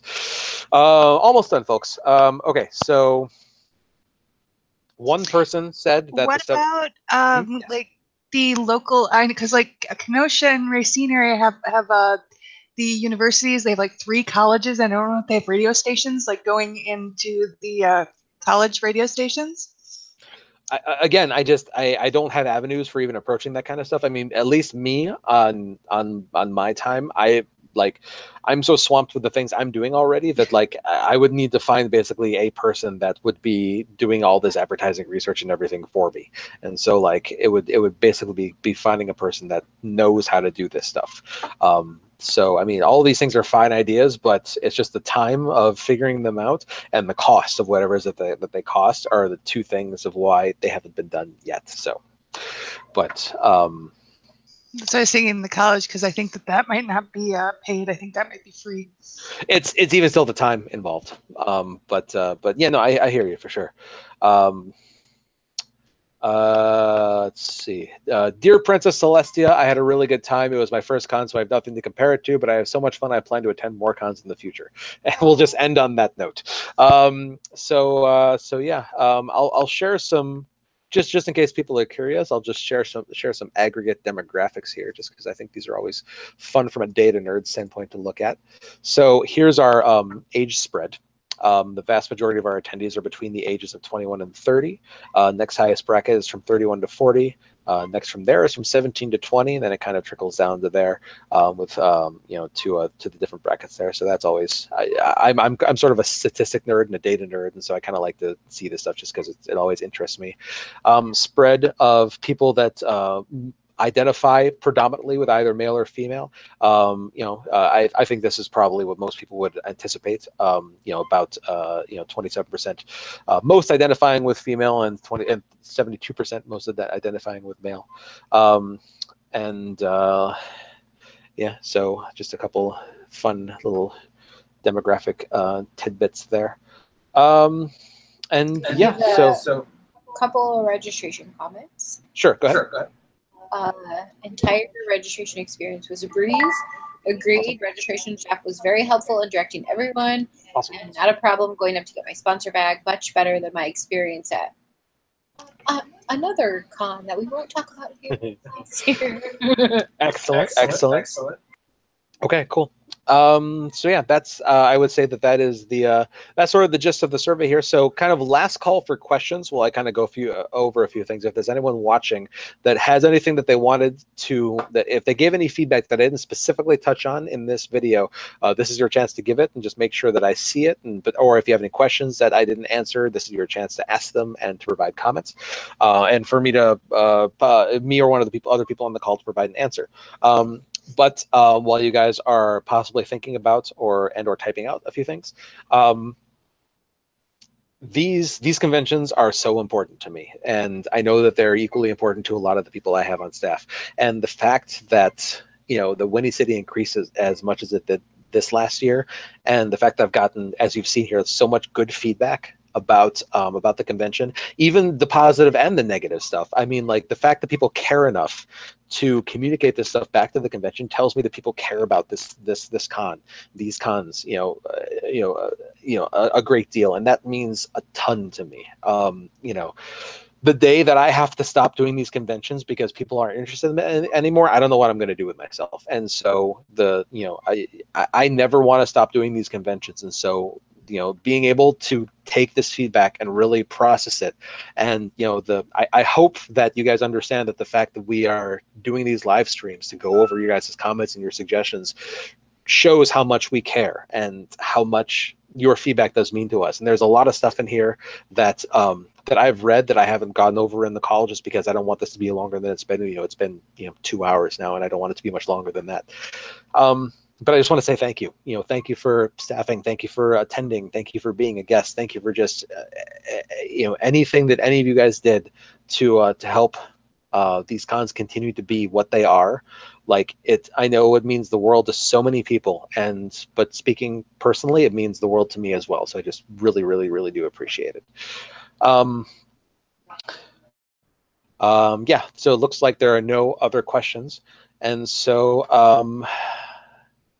I will end by answering a question that some people have, and that is about people no, not later hosen. Gee whiz. I know you that guys there's should check out our Twitter account. There's a really important Ingra link on it. Oh, great. I'm just going to do that later, but no, I guess I'm going to have to do it now. Hang on, go into Twitter. Good Lord, what did you? I don't know. Something's on our Twitter account, I guess, and I'm gonna fire somebody probably after I look at whatever this is. Will, are you talking about the Windy City Twitter account? Actually, it's from a Ciderfest. Sorry, it's from the Ciderfest account. Hang on. We were talking about Lederhosen, so I'm going. Let's see here. So Barley tweeted out an Imager link.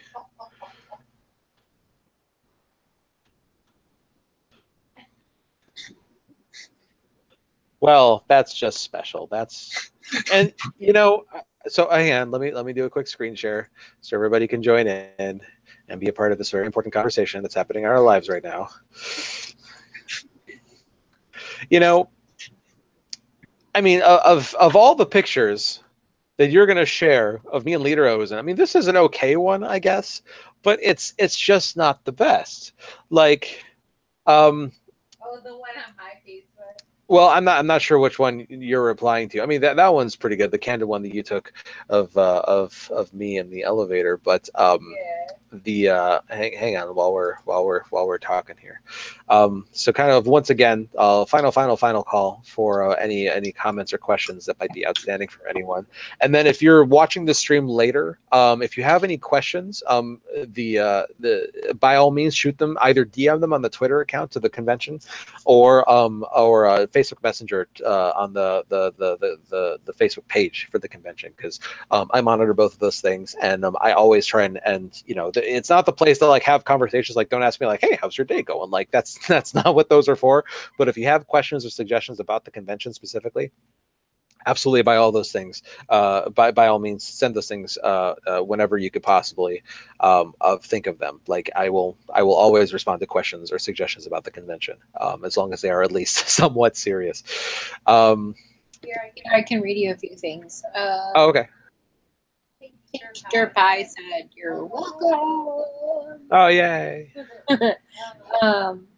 Jay Shrew, thank you for running a great con. I can easily attend. Blazing Whirlwind, you run a great con. Charlie, Chris Peterson, Winnie City has become, all caps, important to me. It's been a part of my life, and I'm glad that it is. Victor Pie, you're amazingly awesome and doing all this. Charlie, Jacqueline Wyatt, thank you so much for running a great con. Too Shy, God bless. And there be who is might mean something on the Discord chat is nice work, Charlie. Oh yeah, it's. I mean, like for me to say it's my pleasure is an understatement. Like it really is. Like just seeing how happy these events make everyone is all the payment that I need. So you are welcome, but it is honestly my pleasure to do these things. Just like I say, just please don't ever get into a position where I have to stop, because that will be the thing that makes me sad. But and you got a good luck with HRPC. Oh, hey, thanks. Yeah, let me just switch just real quick. Like if you're gonna have a picture of the convention of me and Lederhosen, I think that this is one of the better ones. which is followed immediately by this one. I mean, like these are right there on the Facebook page. So I mean, like these are there for all eternity, and so help me God. Yeah. So, but anyways, nobody cares about this. I'll tell you what. I know what you do care about, though. People are probably wondering about Windy City PonyCon 2019, and I can officially announce that our hotel with the contract, our hotel with the contract. No, Charlie, our contract with the hotel is signed. And I can confirm that Windy City PonyCon will be April 5th through 7th, 2019. We're back at the Hyatt Regency Schaumburg, and yeah, we're going to be thinking about themes, or we're going to be thinking about all that fun stuff, but probably not really making any announcements until after Cider Fest, just because we like to keep that 6-month cycle going to keep ourselves sane. But yeah, Windy City will be returning 2019, April 5th through 7th, and you guys are the first to know that, aside from basically myself and Michelle. So, and Corey, I guess, but and the people at the Hyatt. But yeah, you guys are among the first for sure. But yeah, no, we I kind of mentioned this before, and we kind of said that I wasn't really sure if this convention was going to be coming back, just because I always considered it to be like the little brother, so to speak, or younger sibling, I guess I should say, of Cider Fest. And so the fact that it is continuing to do so well, even being geographically so close to another, another larger PonyCon, it's just great. Like, I'm just super thankful that you guys are supporting as much as you do. And so, yeah, April 5th through 7th, 2019, put it on your calendars. We'll be putting this up on the social media pages, and basically just making it like pinned tweets and posts and everything for like the next couple months. But yeah, registration and all that fun stuff all that's going to be after Cider Fest, so got plenty of time for that. In the meantime, please do be thinking about coming up to Cider Fest. We need staff, we need community guests, we need musicians, all that fun stuff. If you haven't heard, Cider Fest this year is going to be a music festival themed convention. We'll have all the typical stuff that convention activities and everything that you've all come to love. but just with a higher focus on music, both the music from the fandom and the music from the show. And so if the music is something that you're interested in, there's just that much more reason for you to come this year. But even if you're not interested in the music, there's still going to be all the things that you've loved about our conventions in the past. All that will still be there. Guests of honor. Even though they may have relation to music, there's still going to be a great lineup of guests of honor. We'll still have all like the same mixture of panels and sponsor events and all that fun stuff. So. Yeah, it's going to be a good time. Seems like a lot of people agree that's going to be a good time. I mean, initial pre-registrations have been far more than I could have expected with those top 2 sponsor tiers selling out. I mean, that blew all of us away, and so we're just super thankful on that. But anyways, we are at a little over 2 hours here, so I'm going to go ahead and end this thing. Shella, is there anything remaining in the chat room? No, okay, yeah, they're deciding the theme for my next con for me, so that's great. But yeah, so once again, thanks for everyone for hanging out on the stream. Greatly appreciate it. Thanks for all your feedback. If you have any questions, feel free to shoot them to either me personally, if you have my contact information, or sending it to the convention's Facebook page or Twitter is just as good. That all comes to me as well as a few other people that may be able to answer your question. But yeah. This is basically the last Windy City 2018 thing that's going to happen. So after this, it's going to be pretty much all Cider Fest until that's over with. So yeah, hopefully I'll be seeing some of you folks sooner rather than later, and at the very least in Milwaukee on October 26th through 28th for Cider Fest 2018. Thanks very much for watching and for hanging out and for all that fun stuff. Good night.